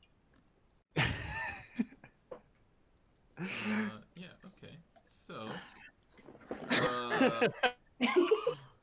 you guys are wanting to head to... You also have roughly a day off, so this is like, hey guys, we'll meet back up tomorrow to meet at this place. Because you do kind of have like a day off to get stuff in order in case anybody wanted to do something in addition. Okay. Yeah. Yeah, this is basically, hey, let's meet up at X location in a day. Cool. So we can long rest too, right? Yeah, definitely. Okay. I do want to take time and like catch up with Zora for a minute and say, hey, I talked to Mazarek and he said he would be in touch. Are we alone? We are, yeah. I imagine it's like a, hey guys, let's all go home, and then you awkwardly go home in the same direction. Yeah. Ah, gotcha. Yes. That kind of thing. So you spoke with Mazarek then? I did. And what did he say? He said that he would be in touch. They would be in touch. Someone would reach out to you. Someone will reach out, as tends to be, in my experience, not a very good thing. Well, I mean, that's you're the one who wanted to meet him. I could have given many more details. So Someone reaching out is not Mazarek reaching out. I need to speak with Mazarek. If anybody else besides Mazarek comes about, I will deny having any such item. it's not about the item. Oh, it absolutely is. Well, I thought you were exchanging the item for the meeting. I am, but if it's not with Mazarek, then I don't want the meeting. In which case, no meeting with Mazarek, no item for you.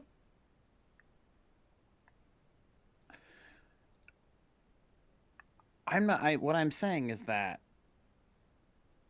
I'm not saying you're not. I'm saying he's reaching out. I don't. He. I don't. He clearly sent a message away to someone. He is a guild leader. He's a busy schedule. So, what do you? He isn't going to reach out directly to plan the meeting, but as long as you get your meeting, we have a deal, correct? As long as I get my meeting with Mazarek. If any of Mazarek's little stooges decide they're going to show up and take the meeting for him, well, then I'll deny I have anything at all. So, as long as you can get Mazarek himself to meet with me in secret. And what's to privately. say you aren't going to give him the key rune? Thought I was getting the key rune. Oh dear, I don't care who takes this little trinket off of my hands. The point is that I meet with Mazarek. It can be you, it can be Mazarek. If he wants to bring somebody along to handle it for him, I understand how some of these people can be. That being said, I believe I've made my position clear about who I'd like to speak with. So just go ahead and make that happen, won't you, dear? I did what I could, so we'll see.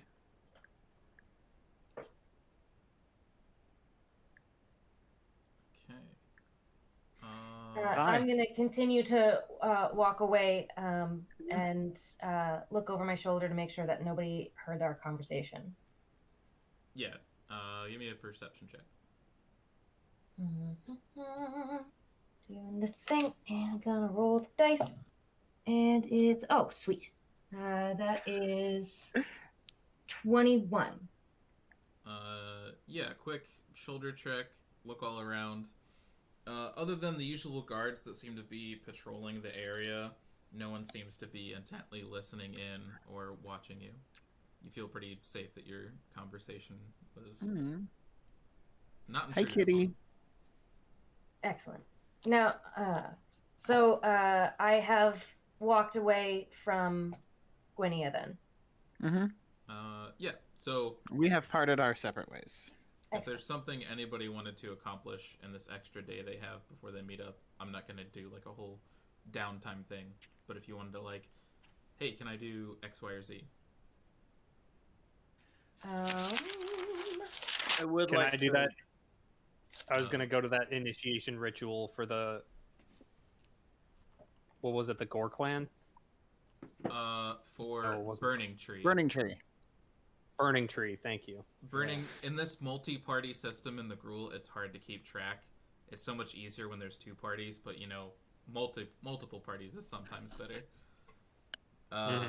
Yeah. So currently, Burning Tree is in charge. Good old Boba Rigmos. Bobby.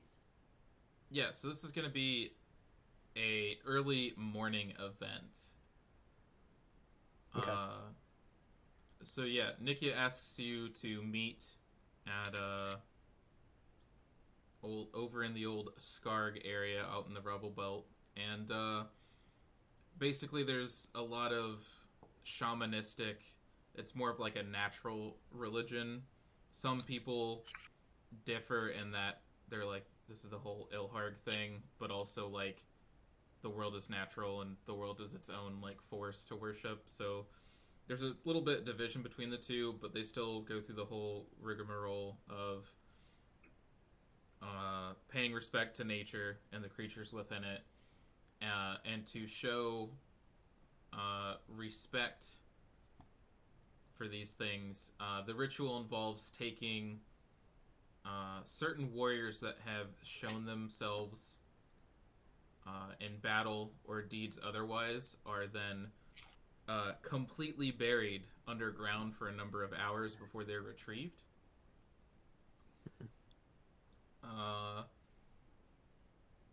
This is when I guess Nikia also asks if you want to participate as well. As in, do I want to be buried alongside the honored warriors? Is that... Yeah, so this, it's a ritual, and what they basically do is that you're, in a ritualistic way, you're kind of buried alive, and then you're also given some type of substance to imbibe, and through this ritual, usually people have some type of vision or calling. It's like a weird, what do they call that? Spirit journey? quest, Yeah, it's kind of like vision that. quest, something like that. Yeah, and so since you're not part of Burning Tree, you don't have to. But Nick is like, you are technically on par with this person. If you wanted to be included, you could. I feel like I should take advantage of that opportunity. Yeah, I'll do that. Yeah. Okay. So yeah, you were asked to come as yourself, meaning like no weapons, no special adornments, and it is you and this human who like barely stands up to you. They both have you ingest a bundle of special herbs. You can give me a Constitution saving throw. Stand by for Constitution saving throw.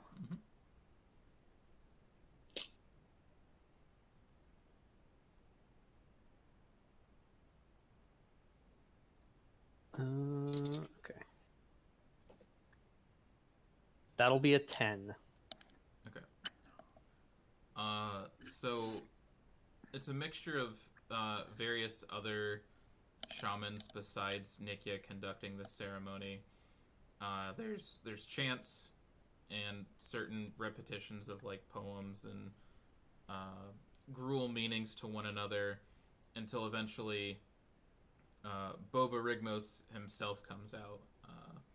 For those of you that don't know Boba Rigmos, he stands like normally they stand about 10 feet. Boba Rigmos is not one to be outshadowed, and he is at least 12 feet tall. Let me get... Oh, his name is so hard to spell. Some days. But he eventually comes out and greets each of you. And, yeah, so he's a huge giant. Mm-hmm. So most giants push to, like, 8 to 10 feet, so that's your, like, 10 by 10 foot. He is huge, so he is 3 by 3. He is much bigger than all of the other members, and turns to each of you in kind and says, Brinson, you... Me and the human? Yeah. Okay. You've honored not only the Gruul, but your individual clan itself by representing us in these strange times with strange folk, trustworthy or not. And so, we return you to the dirt from whence you came, so that you may see the future and ensure the life of the Gruul clans. And so they kind of place you into this plot, and people begin to ceremoniously throw dirt back over you. With your 10 charisma saving throw, this is like, I'm about to black out. You see Boba Rigmos turn and say, Domri, you have shown yourself to be worthy not only to the Gruul clan, but to show that nature will not be overtaken, and that your destruction is as admirable as your loyalty to the clan. And just before you pass out, you see somebody push him into a plot before burying you in dirt.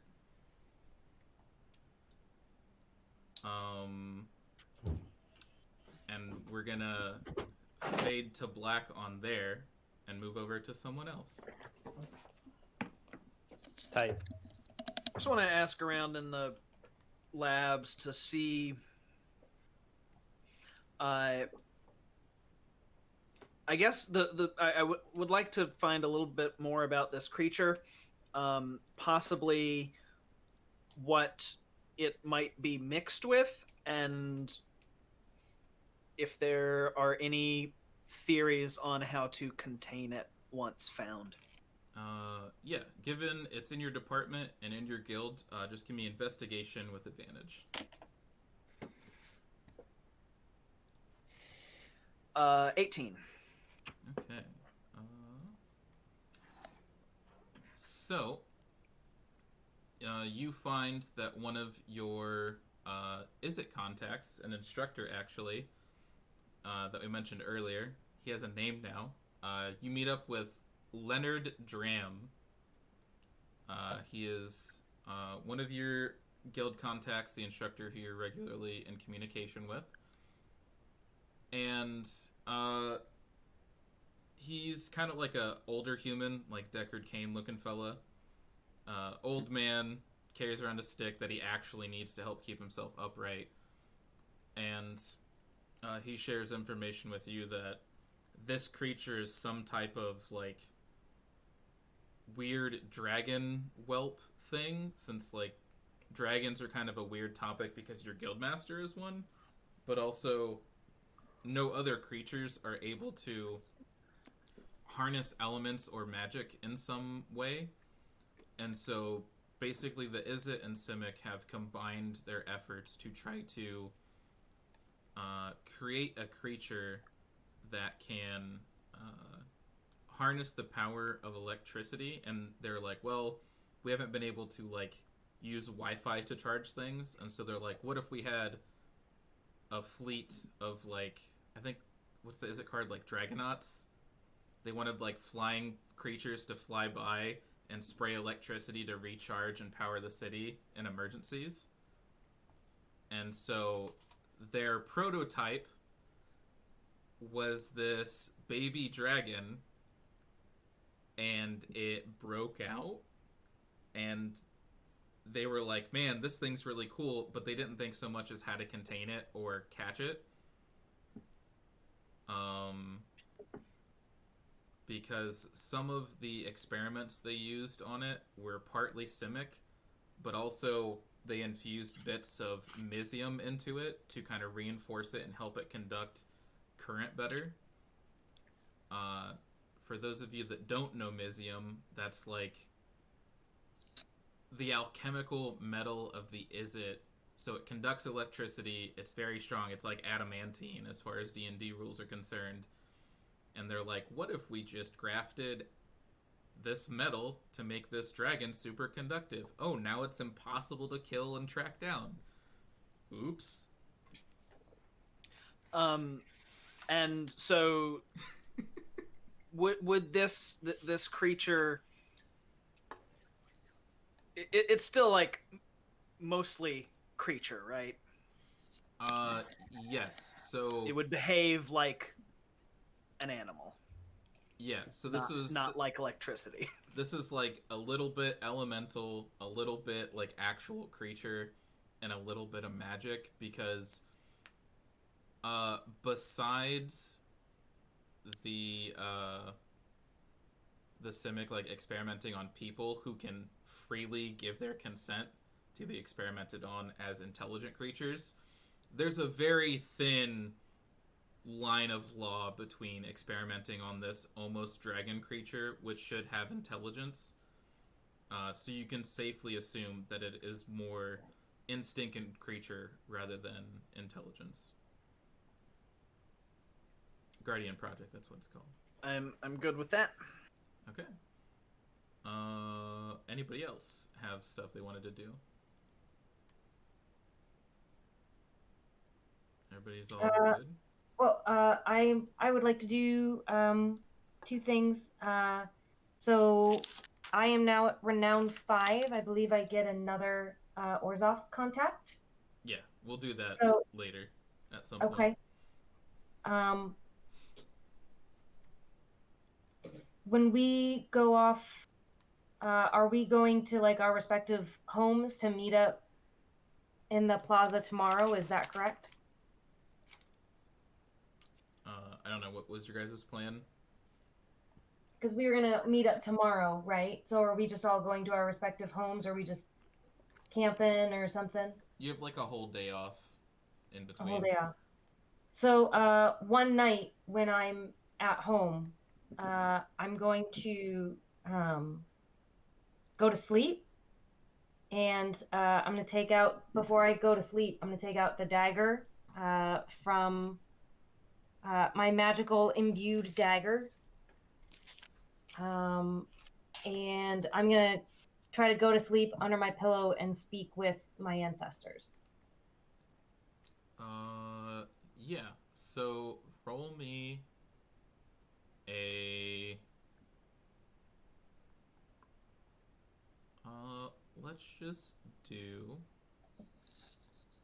an Arcana check. Okay. Ah, 5.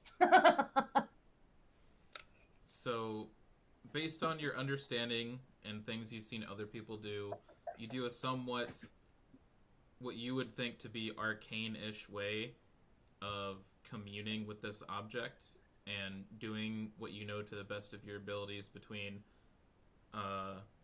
religion and the Orzhov Church and other magic stuff you've seen people do. And you're like, what if I try to do both to do this commune or seance? And it doesn't have any effect as far as you can tell. But if you were to find more information on it and to improve it in the future, it could have different results. And improve it in the future. Okay. We'll talk more about that later, I suppose. Yeah. Okay. Other than that, as it gets towards the end of the day, sometime in your blacked out dream existence, Brinzen, you do get a minor vision. You feel like rainfall on you and occasional strikes of lightning. And these two lightning strikes continue to flash over and over again, striking the same areas until they appear to be constant white beams, as if they're two bright eyes looking at you. And it seems to fix its gaze on you. And based on, just to go off your save from before, you see some creature that you've never seen before. You're not sure what it is, but it fixes its gaze on you, and that fear or terror or adrenaline wells up inside of you before you're startled awake and somebody has started to uncover you in the dirt.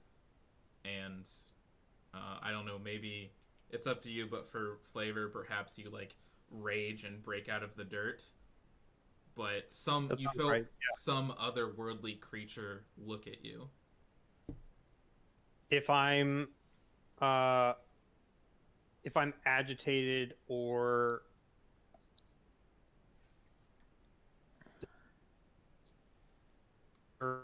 violent fashion. You broke up a little bit, but I'm gonna say if you're put in a fight or flight scenario, that's like your reaction. Yeah. And yeah, you wake up as you see other people from your clan begin like uncovering you from the dirt. But yeah, the other person next to you seems to have already been uncovered and has left. Cool. So everybody's partial stuff is out of the way. So where was everybody meeting up? I'm inside. Are you here yet? Like, where are you guys meeting?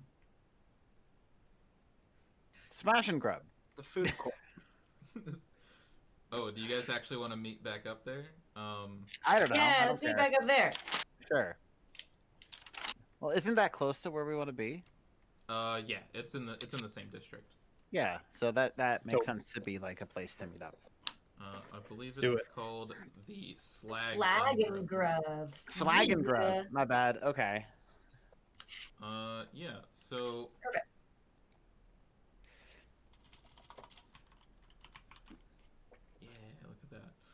Yeah, so upon entering... Oh my god. Someone help me. Upon re-entering the place of business, again, same broken down, beaten down tavern.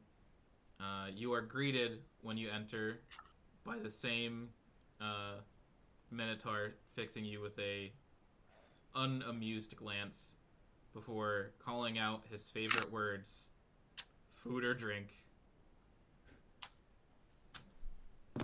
Yes. Give me the usual. You guys are all served your various drinks, food requests. The only difference this time is that a number of tables have been stacked off to the side. And you can see a couple of the floorboards have been pulled up in one corner of the area, like 8 or 10 feet square in the other corner. And there appears to be a commotion of people surrounding this ring, as we see two very burly, gnarly dock workers appear to be having some feat of strength or possibly brawling. But it appears that during unusual hours of the day, there are occasional brawls taking place, and you do see a couple of folks. One guy in the corner is taking down bets and communicating with people. But as far as Grozdan, the barkeep, is concerned, he doesn't pay it any mind. He has two things on his mind, which is what do you want to eat and what do you want to drink. So in this very... Sorry, go ahead. I was gonna say I want to eat food and I want to drink liquid All right. of some kind. He serves you up the usual fare, and you guys have made your way into the district. What's the plan?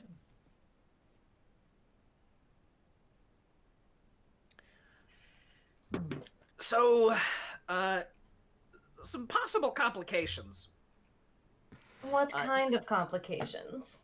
This creature can probably fly. Fly?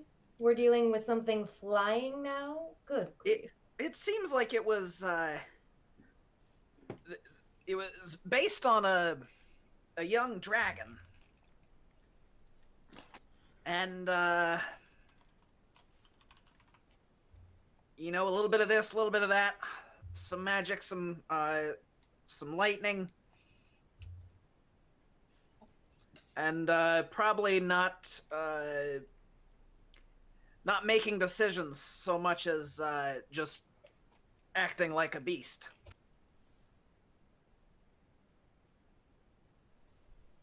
Naturally.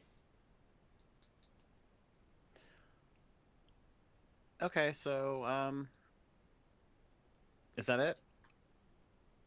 That's all I got. I'm not sure I brought enough knives to throw, if that's the case.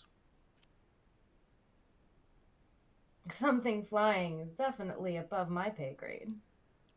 How are we supposed to catch a beast that flies anyway?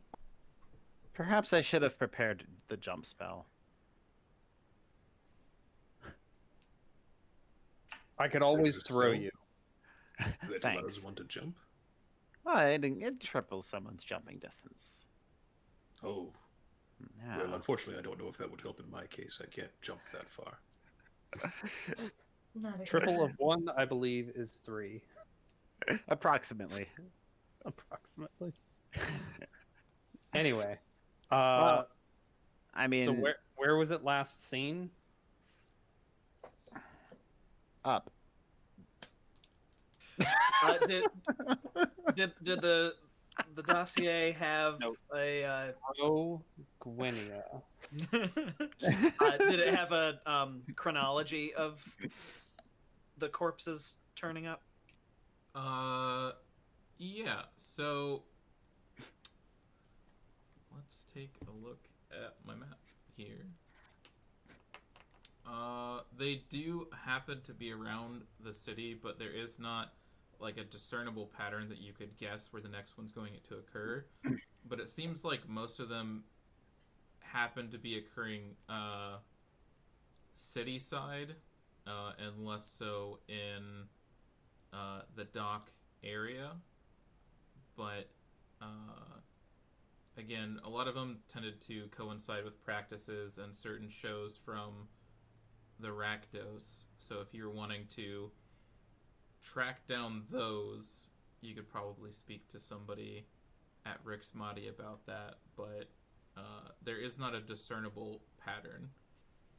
You might have multiples in a day, there could be none, maybe a few days off, and then maybe one here or there. Here's my 2 cents, if anybody cares, and frankly, I'm gonna keep all of that 2 cents, because money, but, if that's corresponding with the shows that are happening at the Gore House, maybe we can capture, maybe the Gore House has control over this beast somehow and they're letting it loose. In which case, maybe if we attend the show, we can catch the beast in a cage before it gets let loose. That way, we don't have to worry about it flying everywhere, now will we?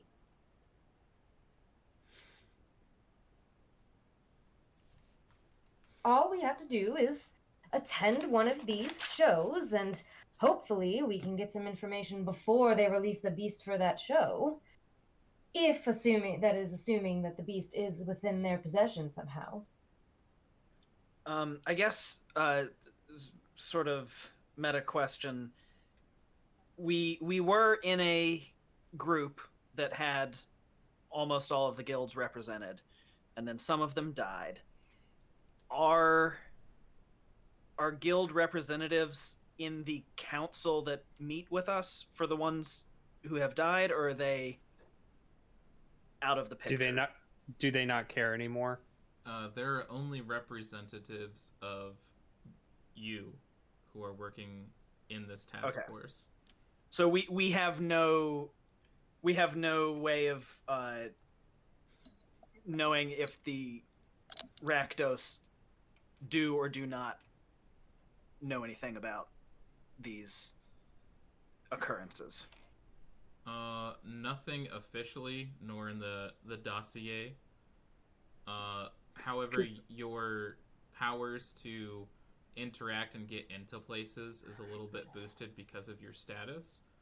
So just because you don't have a rep doesn't mean you can't get access and talk to people. It's not necessarily part of the shows, but it could be coincidental that something in the Rakdos performance is drawing the creature to the area. That's Dead a people, wonderful perhaps. point, Linnea. Sounds like we should go talk to, would it be Exava? Or do we know that? That sounds like a religion check, since none of you are from Rakdos. I didn't want to... No, that's fair. I didn't want to bust Zora too hard for having incorrect lore knowledge. Wow, you know what? I did lore knowledge, and I'm very proud of myself. So I was generally sort of there. Listen, I was just buried alive, so I'm with my spirituality right now. Mm-hmm. So I'll do a religion check. Okay.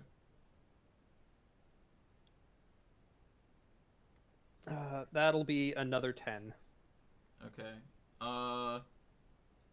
So you know, Rakdos is led by Rakdos. In the past, you heard that Rakdos was hurt or injured, so you're not sure if he is there. But there are various blood witches who carry out the bidding of the Rakdos. You're not sure who's currently in charge, because to you their organizational structure makes no sense to you. You're like, we got clans, there's clan leaders, we follow the rules. Rakdos are like, They do what they We want. we throw parties and murder people. Yeah. So you're not sure how their Yeah. their structure works, but you're certain that you need to look for somebody called a blood witch. Sure. As a functional organization, it is utter gibberish. Can I use my renown to try to speak with somebody who's in charge at the gore house?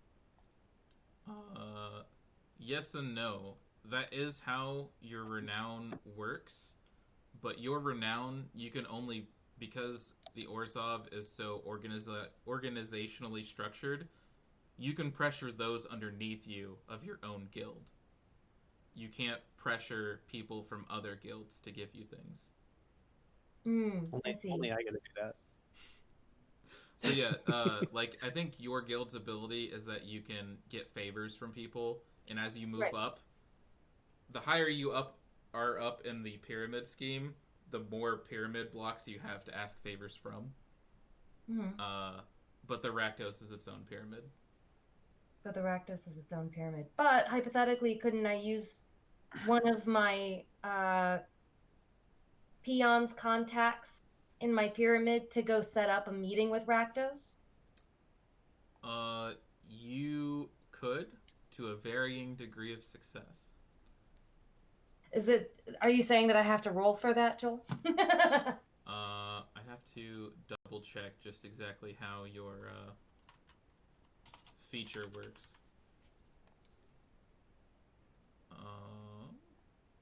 So you are. I think your background's called like Orzhov representative, right? Or Correct. so. There was, let me see. Leverage. You can exert leverage over one or more individuals and demand their help as needs warrant. So yeah, if somebody says you can have a message carried across the neighborhood, yeah. So if you wanted to have somebody ferry a message, that could definitely work.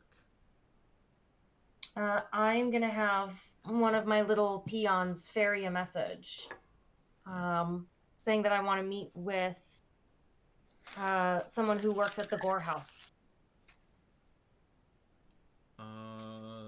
Yeah. That would definitely work if you wanted to get a hold of them now, but that could take some time. How much time? So you could do that. You basically have to get a hold of the person. The person has to get approval to go there, bring the message back to you, and then tell you. Or you could just go there. Oh. We should just go there. It depends on how much like pomp and circumstance you want to put into it, which is the Orzhov way. So I'm not trying to like downplay the effectiveness of it. It would work. It would just take more time. So I We like could what, run over there right now Brinson- and break down the door. I was gonna say I like what Brinson said just now, where it's like I go through explaining all of this to everybody's like, well, tell you what, why don't I get one of my representatives to come down and then and I'll go through like this whole thing that you just said, Joel, and then Brinson. And I'm just like, or we could go right over there right now and bash some skulls, see what happens, see what comes out. I would think that we would likely find some cooperation given our overarching goal. I don't think it is necessary to break every head we come across. Not to say that it isn't a valuable skill. We'll just have to find a wolf. Brinson, you kind of broke up there. I'm sorry. So anyway, oh, I said, I guess we'll just have to find out now, won't we? Yeah, How many skulls we'll need smashing. it'll be fine. So if we're not So willing anyway. to wait until my representative, Bachelor, and if you don't want to break all of the skulls, what do you suggest then? What does the Selesnya Conclave care to bring? Well, I think that so far we have a lot of promising leads, but not a lot of promising ends. Since this is a beast that we are tracking, most beasts, in my experience, have routines. They hunt the same grounds, they drink at the same wells, they They look for sleep the in the same same places to places. exactly. And so, in the absence of other information, I suggest we look for one or more of those things to track down. Not to say that any of your plans are bad or in any way deficient, but in my experience, when looking for a wolf, listen for howls. So Suppose if that's, if we were to go to a show and we see this creature, do you, Brinson or Bachelor, do one of you think if it got away from us, you could track it to its lair? Flying beasts? Yes. Perhaps. Tracking, maybe. I would be looking for more permanent evidence of its passing. Trying to look for, shall we say, areas or underexplored or underutilized regions where it might do any of those activities. Because obviously a metal-plated dragon spewing lightning from the sky would attract attention otherwise.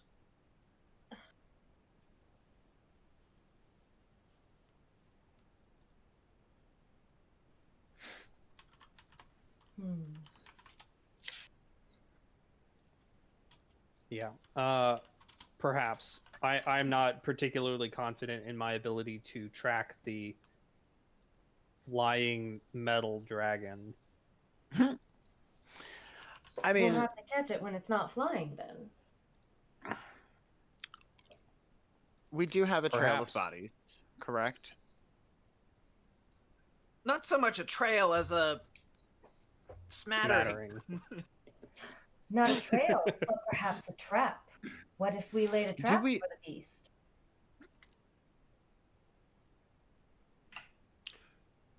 Now, That would require, we still don't know what, we know it's attracted to something presumably involved in these Rakdos shows, so we would need to know exactly what that is. Correct? You know who would know that? People at Rick's Modding. on the other hand, Yes, I but- rather like my revels unreveled. I think perhaps, given that it is a predator, and that it is a isolated predator, a simple offering of raw meat might suffice. I suppose if it wasn't a human, that it would make it much less messy if we just used regular meat. I mean, maybe. I mean, you can't go wrong with the selections at the Slag and Grub. Right, meat. Exactly. Don't even know what it is. Just all right, it's meat, It's meat. and it's cheap. Should we buy some meat? Or we may not have need for food from the slag and grub if this is a dragon that's attacking people. I'm thinking more of the blood and guts variety rather than the cooked food from the slag and grub.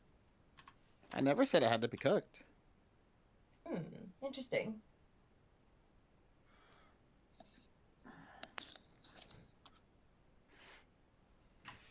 I'd like to roll an investigate check to see if I can find a butcher in the area.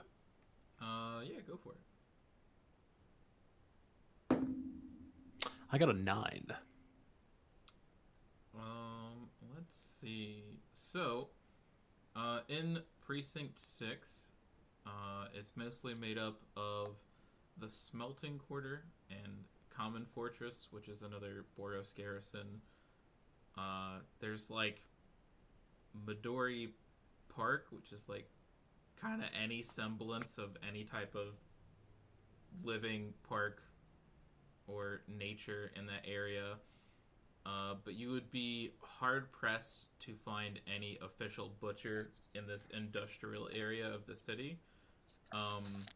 But definitely, since it connects to 10th Street, 10th Street's like the Mall of America for everything. If you were to just like hustle over to 10th Street, you could find anything over there. Seems like a good place to start.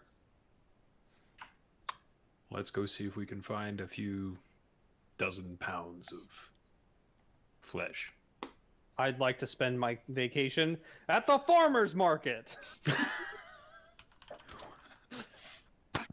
I don't get it. Okay, so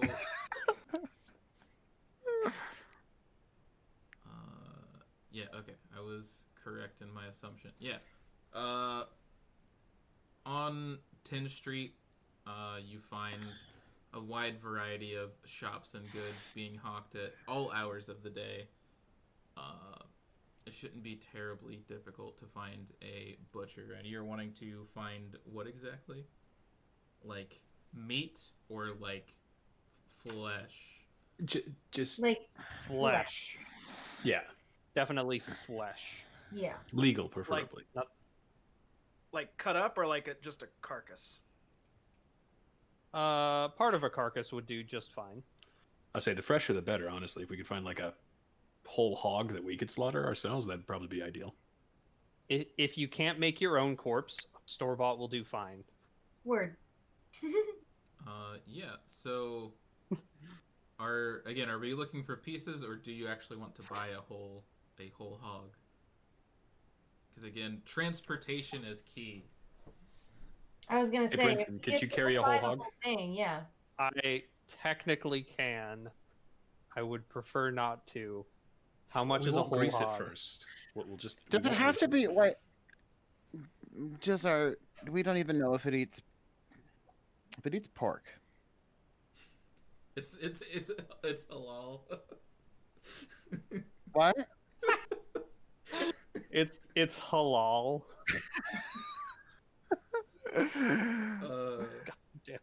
Oh, and kosher. Uh, Oh god. one coal huller swine, please. I mean, if it's killing and eating humans, then we should find a human. Humans are closest to pork, though, aren't they? Most notably, the bodies have been damaged and injured. There is no indication that they were consumed. Oh, okay. Just to throw that out there. Mm. However, All right, well- if you want to buy a pig, if you got 3 silver, you got yourself a pig. So What do we think? 3 silver for a live pig? Whatever. I don't We care. can slaughter it right there, and Brinson can just carry it on its back, can't he?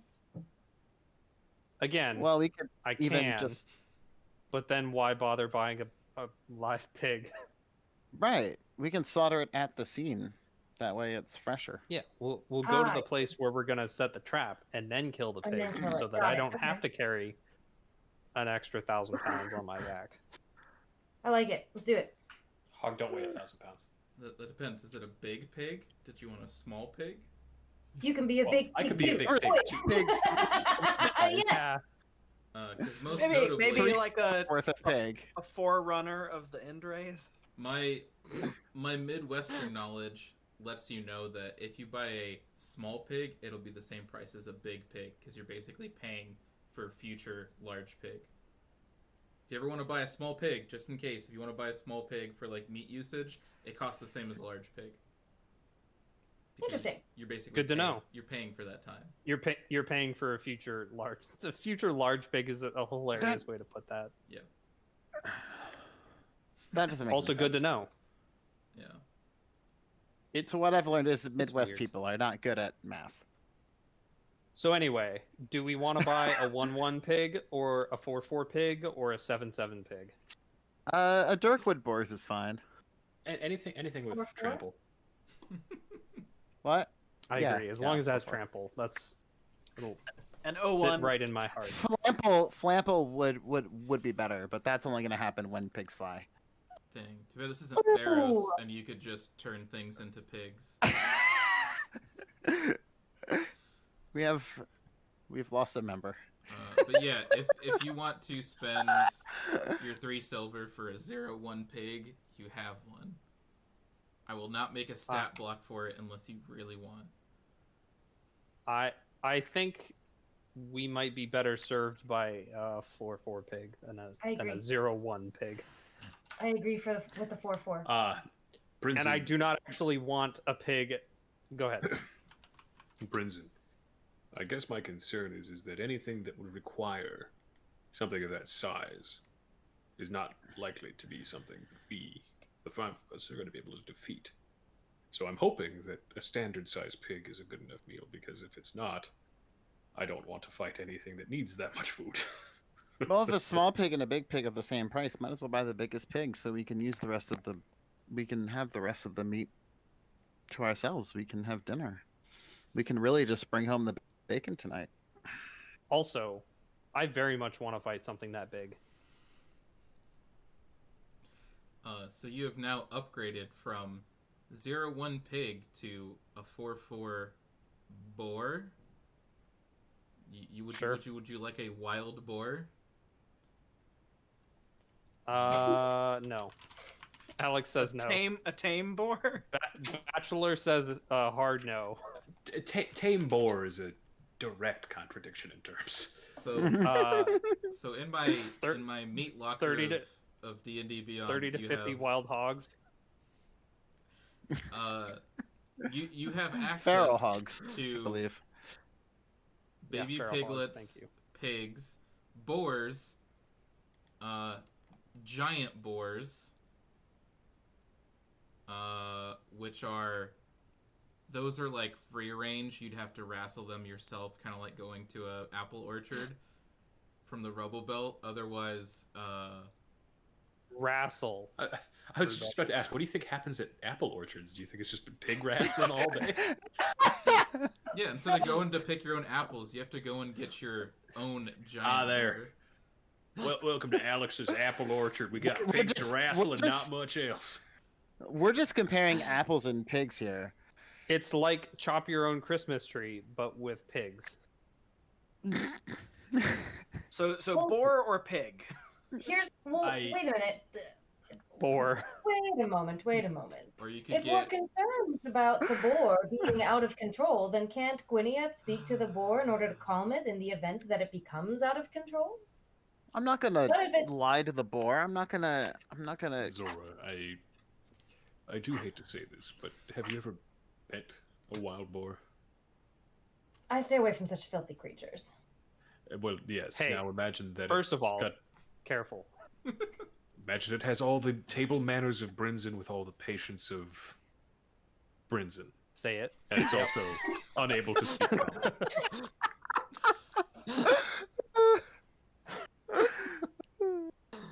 I will defer to Gwynnia's expertise in such matters as talking to animals, but my We'll take the boar. I- I yell at the shopkeep. We'll take the boar. I mean, right, the free range boar will cost you 5 silver instead of 3. I thought the size didn't matter. So if you want pigs, they're 3. If you want wild boar, We have to pay 2 just- silver for the privilege of wrestling our own boar. no, a giant boar. Let's You just have get to a wrestle damn pig. yourself Oh, okay. in the rubble Gotcha, belt. gotcha. we've purchased the boar. Let us abscond with All our right, new. we have Alright. a boar. Let's do it.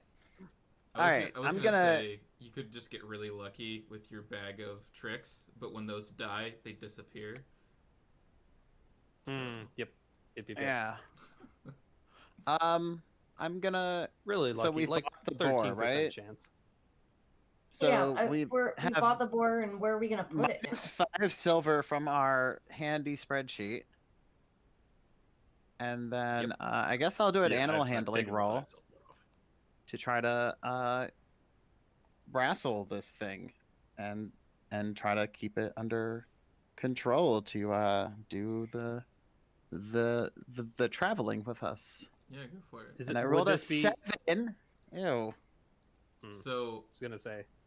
before you mentioned animal handling, I just had this Uh-huh. mental image of it like hogtied, but that Brinson would just wear it like a messenger bag, like Okay, leg well, tied to leg with a rope, is and that it- you well, just does wear it. Kind of what I pictured. Is it hogtied when we buy it, or is it just there? You would have enough 'Cause time it's trying to to, like. do whatever you needed to make it travelable. Oh, Somebody well then, would yeah, whatever. Yeah. If you We'll want do to that. tie it I was up, gonna roll strength or animal handling, but It's- yeah, that works. what's that thing? Someone Wear would fanny have to packs, boar tie him. like a shoulder thing. It's like Cable's fanny pack. Yeah, that was my imagination of it. All right, well, Yeah. It will not be happy, but it is alive, and you now have a pig shoulder bag. I don't want to deal with this pig situation any longer. Yeah, kind of dwelt on this long enough. Yeah. So yeah. where should I don't wanna put this bore pig? our watchers anymore. To a mile where do- outside the gore house. Are we going to the gore house? How do these shows work? Still haven't seen one. We don't even know what happens. You can Listen, the less we have to deal with the Rakdos, the better. you can roll guild knowledge if you want to see what you've heard about Rectos performances. I'll Oh. roll, but my Otherwise, thing I'm assuming sucks. none of you have ever been to one. I rolled a 10. They do traveling performances of awe and finesse, and sometimes people get hurt occasionally, is what you've heard. But nothing in Cool. gross detail. So, if the murders are happening close to the gore house, then we may as well go within some approximate area of the gore house, drop and kill the pig there, because it stands to reason that if the beast comes out around the time of those performances, then once the performance starts, we kill the beast. Beast should come within a respectable area of the gore house. Isn't that right? So just clarification: the murders have been happening all over the city. The gore house is just the place that Drizerix was able to determine had an upcoming performance of any sort. Okay. Yeah, so they're a traveling troupe of performers, but also there's one place that always has performances that doesn't move, and it's the Gore House. So if you wanted to ask where it is they're traveling and where they're having their next performance, it's like the box office. You'd be better. You could ask them where a performance would be, because there are occasional performances there and around the city. All right, let's go to the do gore that, house. and I can and I'll talk to them. Okay. Yeah. So, good old Gore House, Rick's Muddy, fun times. So, Meta question: are Rick's Mahdi and the gore house separate places? They're the same. Okay. Rick's Muddy is the entire guild house, and there is a specific theater inside of the guild called the Gore House. Yeah, Gore House. Okay, thank you. Yeah. So this takes you a little bit of a trek and kind of Undercity, but kind of not fully Golgari territory. For the record, just to make sure I have my places correct. Okay, so again, Rick's Mahdi is like underground boiler works area.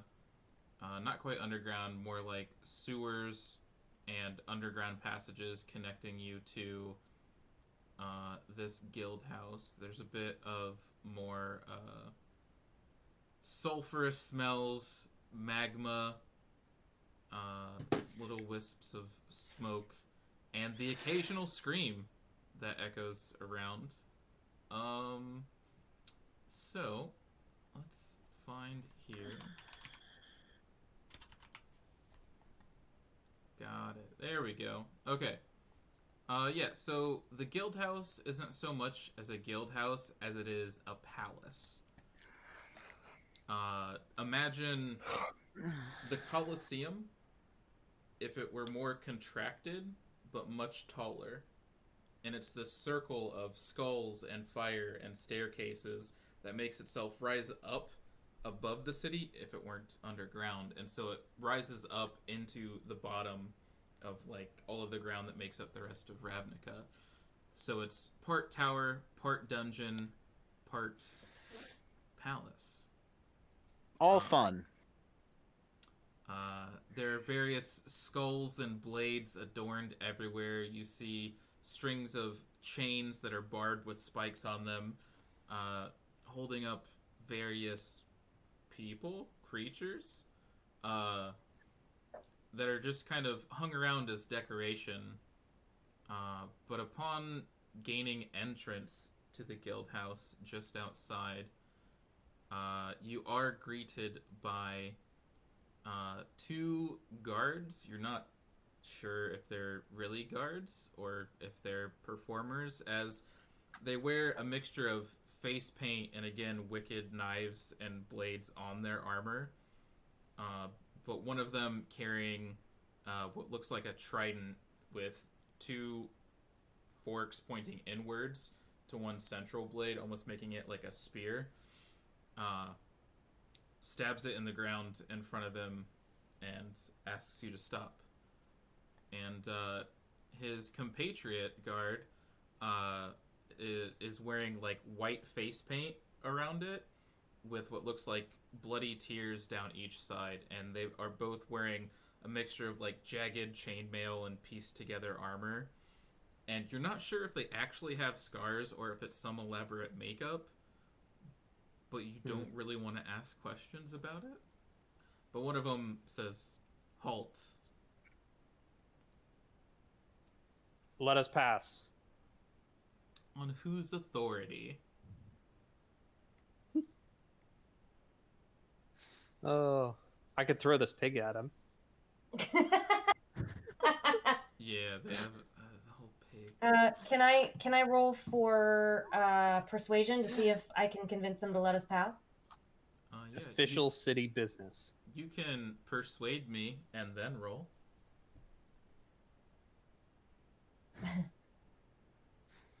Look, Go we're ahead, trying Steph. to solve the murders that are happening in this area. Apparently there's a beast that's on the loose, and we would like to... The Orzhov specifically would like to clear the Rakdos as soon as possible of this rather egregious problem that you seem to be having. The other guard behind him says, "I don't know nothing about beasts of any types of creatures being held or deaths. That nobody dies here." It's like, yeah, Of course they don't, and that's exactly why we are above your pay grade. Uh-huh. Well, how about you and, the guy with the pig as a backpack? Why don't you just guys leave then? I mean, I've seen Look, some strange things, and I'm part of Rakdos. You could let us carry about our way and let us solve this rather diplomatically. Otherwise, my friend here with the pig for a backpack is going to show you the rather undiplomatic way of us handling this. Now, which would you prefer? Friend Zora, perhaps I can provide the insight these Rakdosi friends need. We are looking for one of the traveling troops that is currently frequenting the 6th district. We are concerned that they might inadvertently be calling down unwanted death and destruction in the wake of their shows. We were told that the Gore House here locally at Rixmati could tell us where their next performance would be. We'd have no interest in any of your wanted death and destruction, only things that you haven't planned. Well, without casting any aspersions on the Rakdos, my friends. No, I mean, I think your makeup and everything looks great. Y'all look pretty. I don't know about any aspersions, but I'm eager to cast this pig all over the Rakdos. I don't know about any of this alleged wanton and destruction. We are people of fine arts and hard work.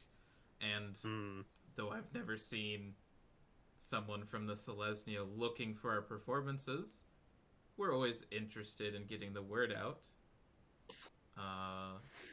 But you know, I feel like you might have hurt our feelings a little bit earlier. I mean, I could go and get you the schedule of where some performances are gonna be, but I just don't remember where that is.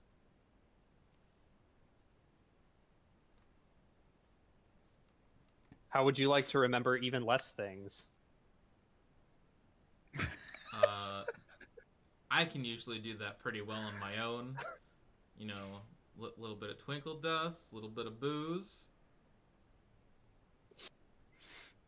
But you know, Are those if both drinks? Booze's drinks, No, you're assuming he's referencing some type of illicit substance. Something even more illicit than alcohol. But you know, I think if my pockets were just a little heavier, I could probably just get that for you, no problem. A boar is pretty heavy.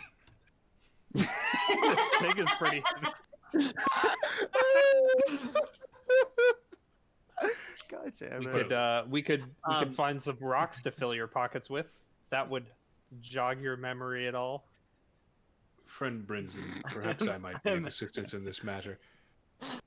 You say you are a student of fine arts. What arts do you study?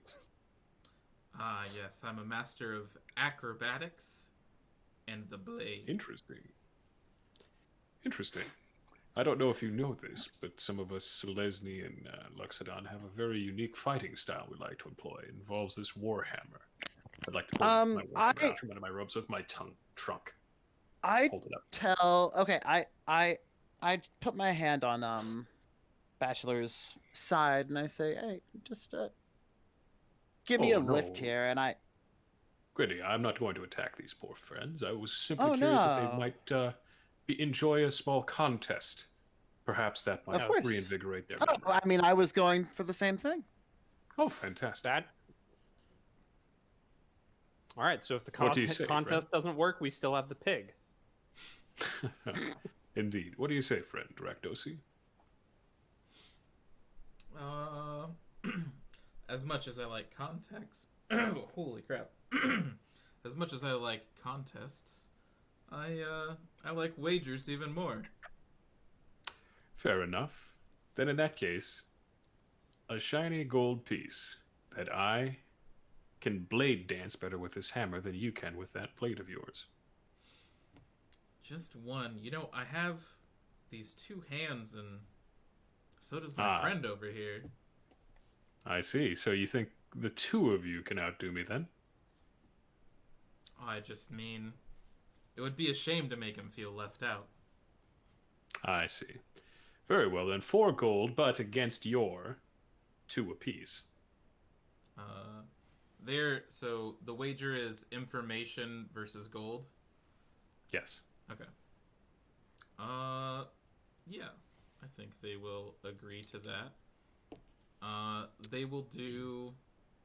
We will do a contest of best 2 out of 3. I would normally say you can do athletics or acrobatics, but if there's another skill that you think will work just as well.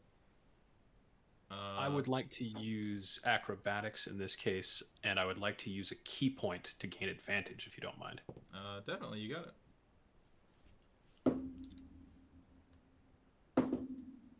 That's a 20. Okay. Hey, got him. And what is your hammer dance? And so I demonstrate the unique Warhammer fighting style, unique to Selesny and Luxodons, where we actually use our trunk as a third hand to spin it and move it and make sure it's in defensive positions, all while doing backflips and kickflips and handstands and all sorts of nonsense. All right. You do very well. They are very impressed with a flourish. I'm sure there's at some point where you spin the hammer and you let go of it with your hand and catch it with your trunk before transferring it to your other hand. The other two seem, albeit a little impressed, begrudgingly.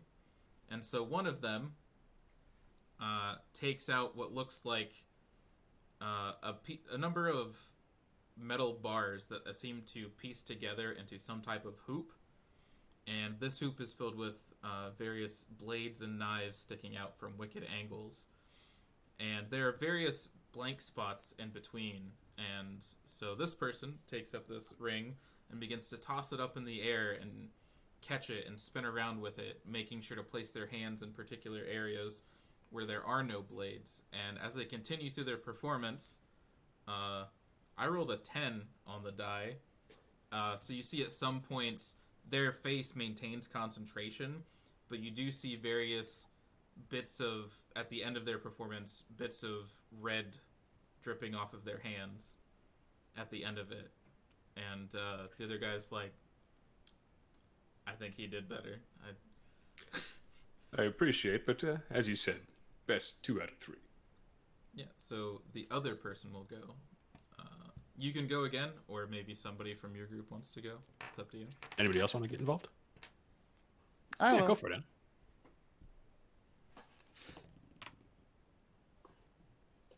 Dan. 13 acrobatics. Okay. And what is your acrobatic performance like? I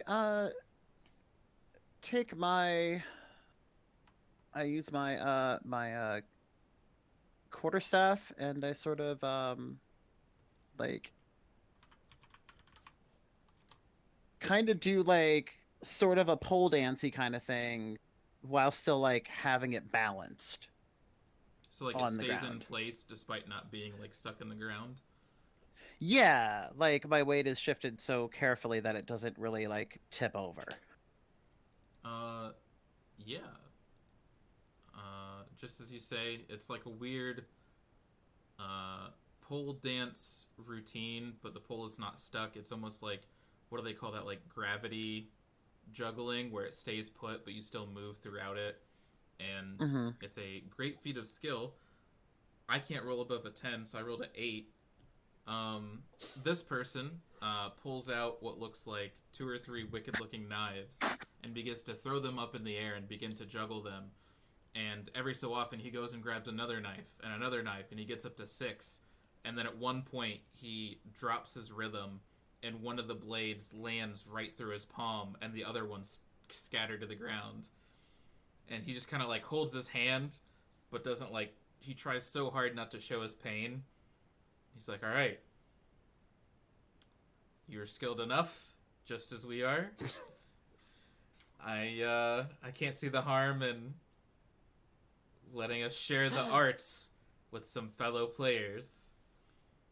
And he says, stay here. I'll go deal with it. And you see him pull out the knife and stick it back into his pocket, and he starts to slowly wrap up his hand as he heads back further into the guild halls. You see, friend Brinson, grease or bacon aren't necessarily always the solution. I like that you solved things with basically a dance battle. Dance off. Yo, Yes. I love how Drizzerix and I were literally threatening them with a live pig, and Alex is like, Drizzerix never said that. buttons. That was my voice. Oh, okay, that Odward. Excuse me. But what about the ending to Guardians of the Galaxy? We just have a dance off. Just have a dance off. You and me, bro. Yeah, so after some time, our good guard friend comes back. Did the one who was hurt go, or did the one who wasn't hurt go? The one who was hurt left. Okay. And the other guy probably has some nicks and cuts on his hands. Oh, yeah. Do you mind if I use if I take the time and just do a basic medical on him? Like, find his hands and check him out. Maybe clean his wounds. Yes. Would the guard mind if you did that? That's what I just That's what I rolled mean. for. That's the question, yeah. I would normally say it's a no, but I think the begrudging respect of an artisan. If you wish to make a medicine check and apply general first aid. Indeed, I do. Oh, well, there's my net 20. That's a 23. Yeah, so if you were to ever be in the hospital and have to get surgery like I've had before, I imagine Bachelor's bedside manner is like top quality. Like on a scale of like 1 to 10, what's your pain like? Going through the whole like wrap up, and you swear you see the opposite of the Grinch in this Rakdos, and you see his heart shrink several sizes as perhaps his demeanor softens, as he's never seen such untold kindness. It's very important not to eat just whole egg yolks in the morning. It enlarges the heart and causes congestion. I recommend a good niçoise salad. Or just some peanuts.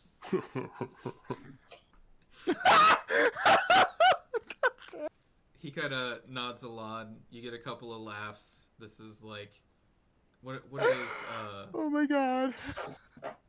he's like a pediatrician, but for an adult, Mhm. and he elicits the same reactions. And by the time you finished up tending to his wounds, applying Neosporin and all that jazz, yeah, the other guard returns with a bit of a leather-bound tome in hand before he hands it off to you and says, "You can't take it with you, but you can look over the schedule." Is there a specific group that we should be looking for in the 6th district currently? Yeah, they change a bit every now and again, and he kind of like looks through. Looks like in the 6th district it's Judith today. You'll probably want to go see her. Her performance, Judith. real good. If it was possible, is there any way I could maybe meet one of your fellow practitioners before the show? Anyone I should ask for, or a name I should mention? Well, there is a specific name that I have to look up and find because it's important to me that I do it. But yeah, he gives you, which I'll tell you later. But yeah, you have a specific name for that person. Well, thank you, friends, Rakdosi. If you ever find yourself in Conclave lands, ask after Bachelor. Yeah, if we end up on that side of town, I'll do that. And you see them like turn and begin to like talk amongst each other as you guys head off. And you're pretty sure you hear, "But what's the pig for?" as you guys head off. Okay. That was if we got to the 3rd round. That is true. Okay. You ever seen someone butcher a pig in the air before? I'll see it again. Oh my god. Okay. Everybody just take a dagger out and throw it at it while it's midair. Alright. Yeah, so you find that later in the evening, there'll be a performance by the one and only Judith the Scourge Diva, who is known for her feats of blade acrobats. There are again reappearances of the same wheel performances as well, but her height of the act involves a kind of like a mix between a flail and a chain whip that she uses to accurately hit things, or sometimes inaccurately hit things, while people are attached to a spinning wheel. Okay, that's pretty sweet.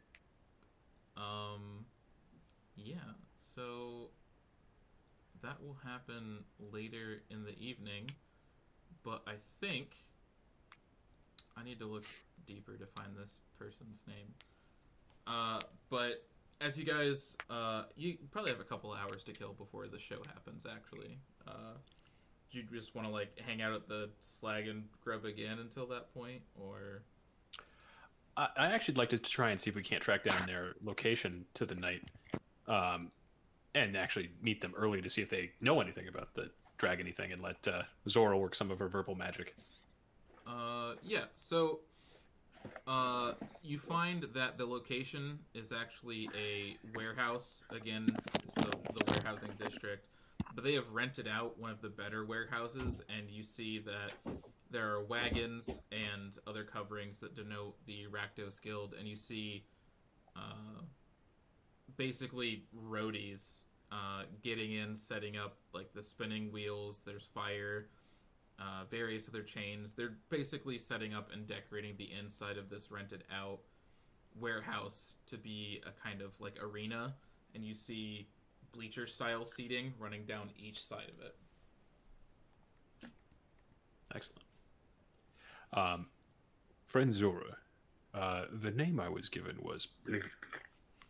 Perhaps if we ask after. Brinson, what was that J name I gave you earlier? Judith.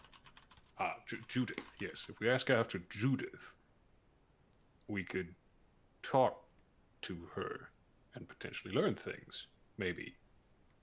I'm sorry, I really didn't have that much more of a plan after coming here. I'll see if I can't collect some more information while we're here. May as well make the use of our time while we can. Absolutely.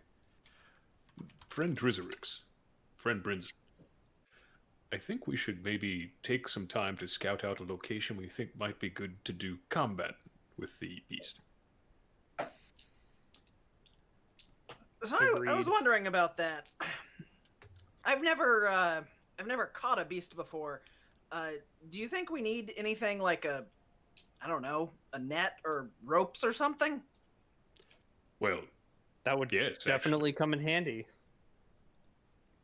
I have some rope, but I don't think it's enough to bind a metallic thunder dragon beast.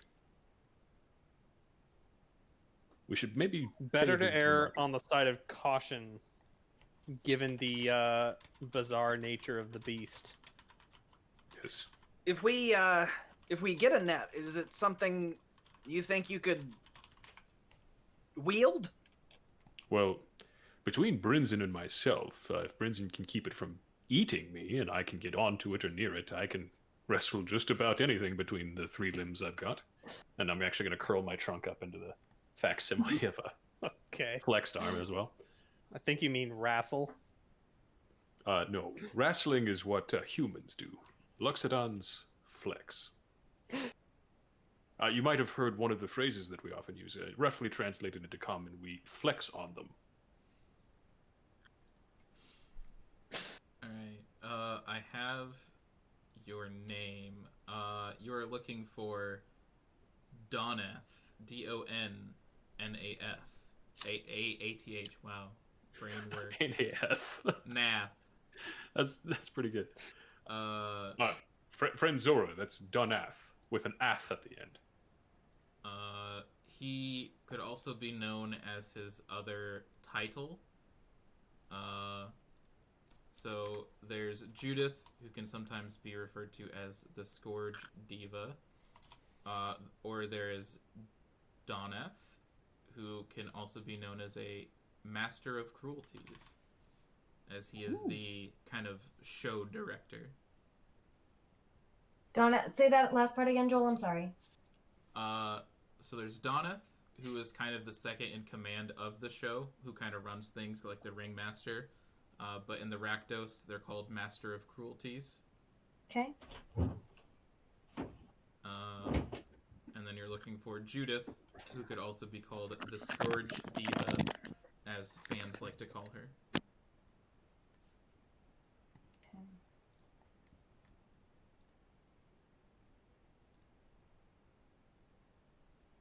Sorry. Yeah, no problem. But yeah, if you would want to take time beforehand to locate some of those people, I believe that's the plan, right? Yeah. And I'm trying to get some information. Okay. So, before you set off to find a place where it'll be best to fight this dragon or beast or whatever it is, I'm going to try to find out if the beast is here and when the beast might come out. Is there any other information that I should find? I can't think of any myself. Drizerix?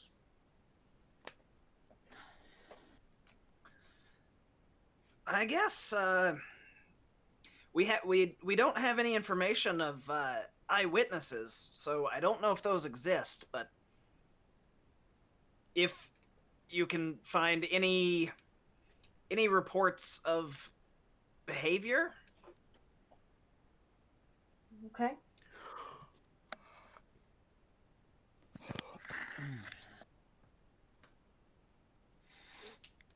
Well, if that'll be it, then I'll send you. Then you all will just. Well, if that'll be all, then you all can just be on your merry way, and I'll find this information for us. No problem.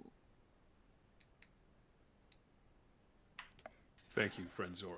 I appreciate it. Friend Gwynia, will you stay with friend Zora and make sure she doesn't get into any undue entanglements? Oh, sure. Thank you. All right, gentlemen, let's go buy some nets.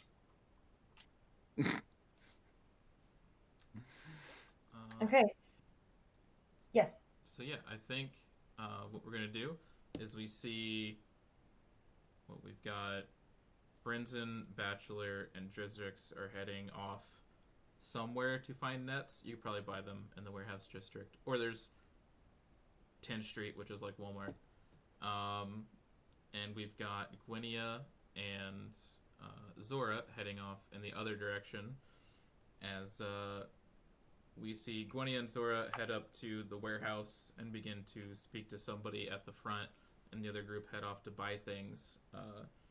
We see all of this happen as the two groups leave from the perspective of a pile of boxes.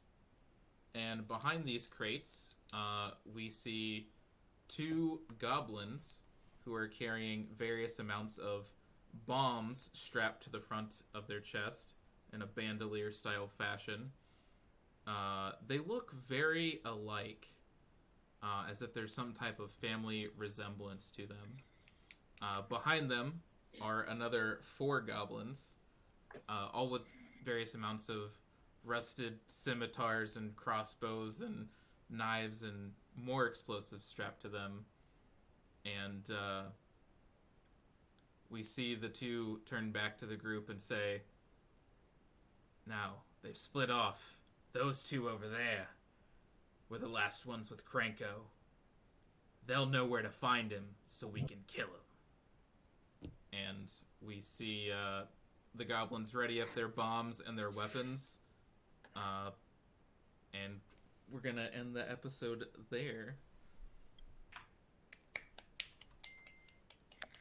So next week we'll get to find out who these people are and or how things go sideways. So thanks everybody for hanging out and watching. We'll be back here in another 2 weeks as we find out what happens with a lot of name drops that happened this game, and possibly where this game is chronologically as well. What will happen to the pig? Find out next time. Yeah, we have to give the pig a name so that people can cheer for the pig. Never We come back name for the some Sphinx real. pig. I'm not naming the for baby. some real It's not- slaughter games. It's not a pet, Joel. That was my goal. Give it a name so you can become If we were leading it around on a leash, maybe. I'm Right. wearing it like a fanny pack. I'm not gonna name my fanny pack.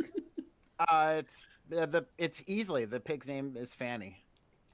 Oh no. No. Fanny, yeah. Nope. Yeah, Fanny. No. I'm all the way out. Now we got it. Now that we gotta Fanny. keep this pig. We have to keep this pig now. So if you want to be on Team Fanny, make sure to show up in 2 weeks to find out what happens to your favorite character Alright, in the whole game. If that's the direction we're going, I insist that his full name is Fanny Pack. Okay. Fan-E Yep. Pack. Yep. Fanny Banani. So we'll see y'all in 2 weeks, and I hope you guys had fun. I did. There's a lot of cool stuff happening. And let me, I don't know if anybody's streaming it this time, if we want to drop some people off there. It'll literally be the first name I see. Are the scrap trawlers still streaming? First name I see. I do not know. Let's see. Team Turn 3's up.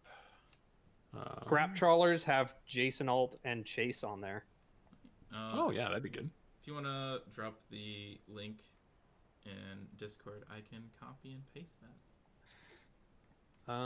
Yeah. Hang on just a sec. I know I don't have a ton of people, but I do Every little bit helps. what I can. Yeah. I like being rated, even if it's 2 or 10 people. For sure. I'm mostly excited to figure out what people think might happen to them with certain people with special important names. I'm just excited to get sent Link to one is live. in the Discord.